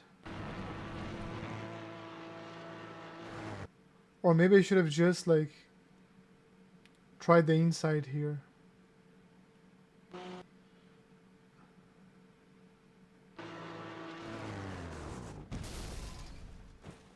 Yeah, maybe the inside would have thrown me like around here-ish.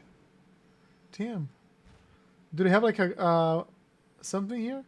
I think we lost like the rear windshield here.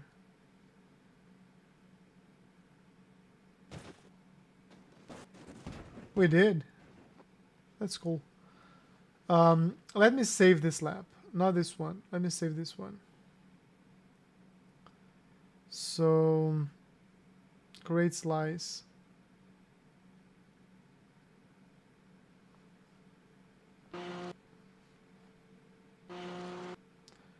Save replay. And this is the 718. Mugello. And this was a 200226. Because I want to watch it later. Now before we drop, we're going to quickly take a look at the telemetry.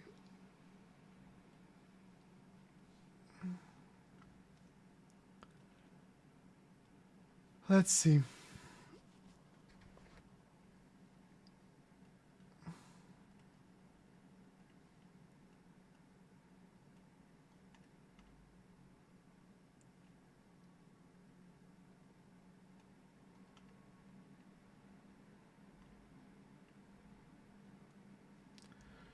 So let's see full track. Turn 1. Still early on the brakes. Still shaving off. Yeah, still early. Can still go later.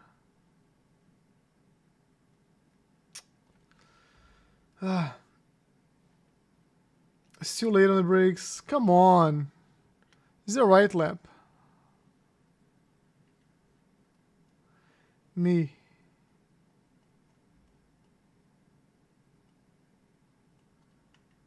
Ah, man, come on. I thought I had improved some. I improved 0. Still early. Still late.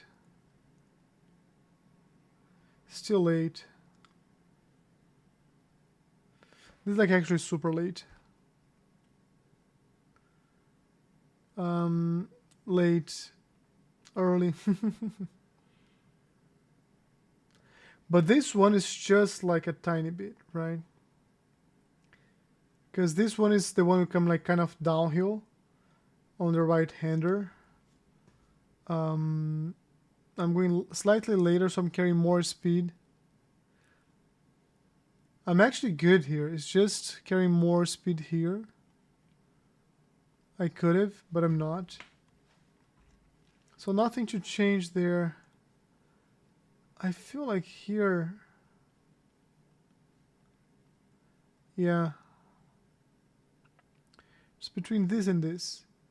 So 629 and 787. That's 1.5 there.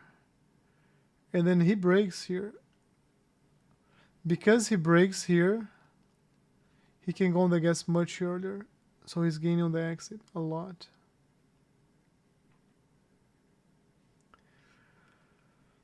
Not quite on the braking. It's more like he goes on the gas slightly earlier and he carries more speed.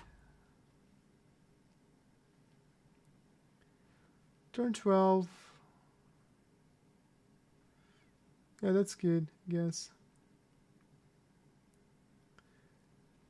But I'm losing time here. Why? If I'm carrying more speed and are both 100% on the throttle. I think it's... okay. Okay. I'm like resting my foot on the brake and that's shaving off the delta, the difference here.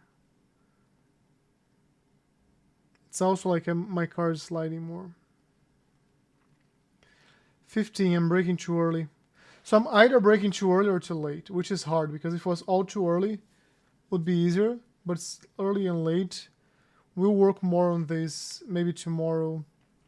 Yeah. That's it, guys. That's it. We're going to be back tomorrow for more. Thanks for joining. I'm excited for next week, even though I haven't found the pace yet, but I'm happy to be back in a race. I might try them too tomorrow. I just have to learn this car here. And I'm rusty, so I also don't want to get like in a top split in the last and lose like 100 rating. It's just pointless. Anyways, I'll see you guys tomorrow. Thanks for joining. And if you haven't yet, subscribe to the channel and join our Discord.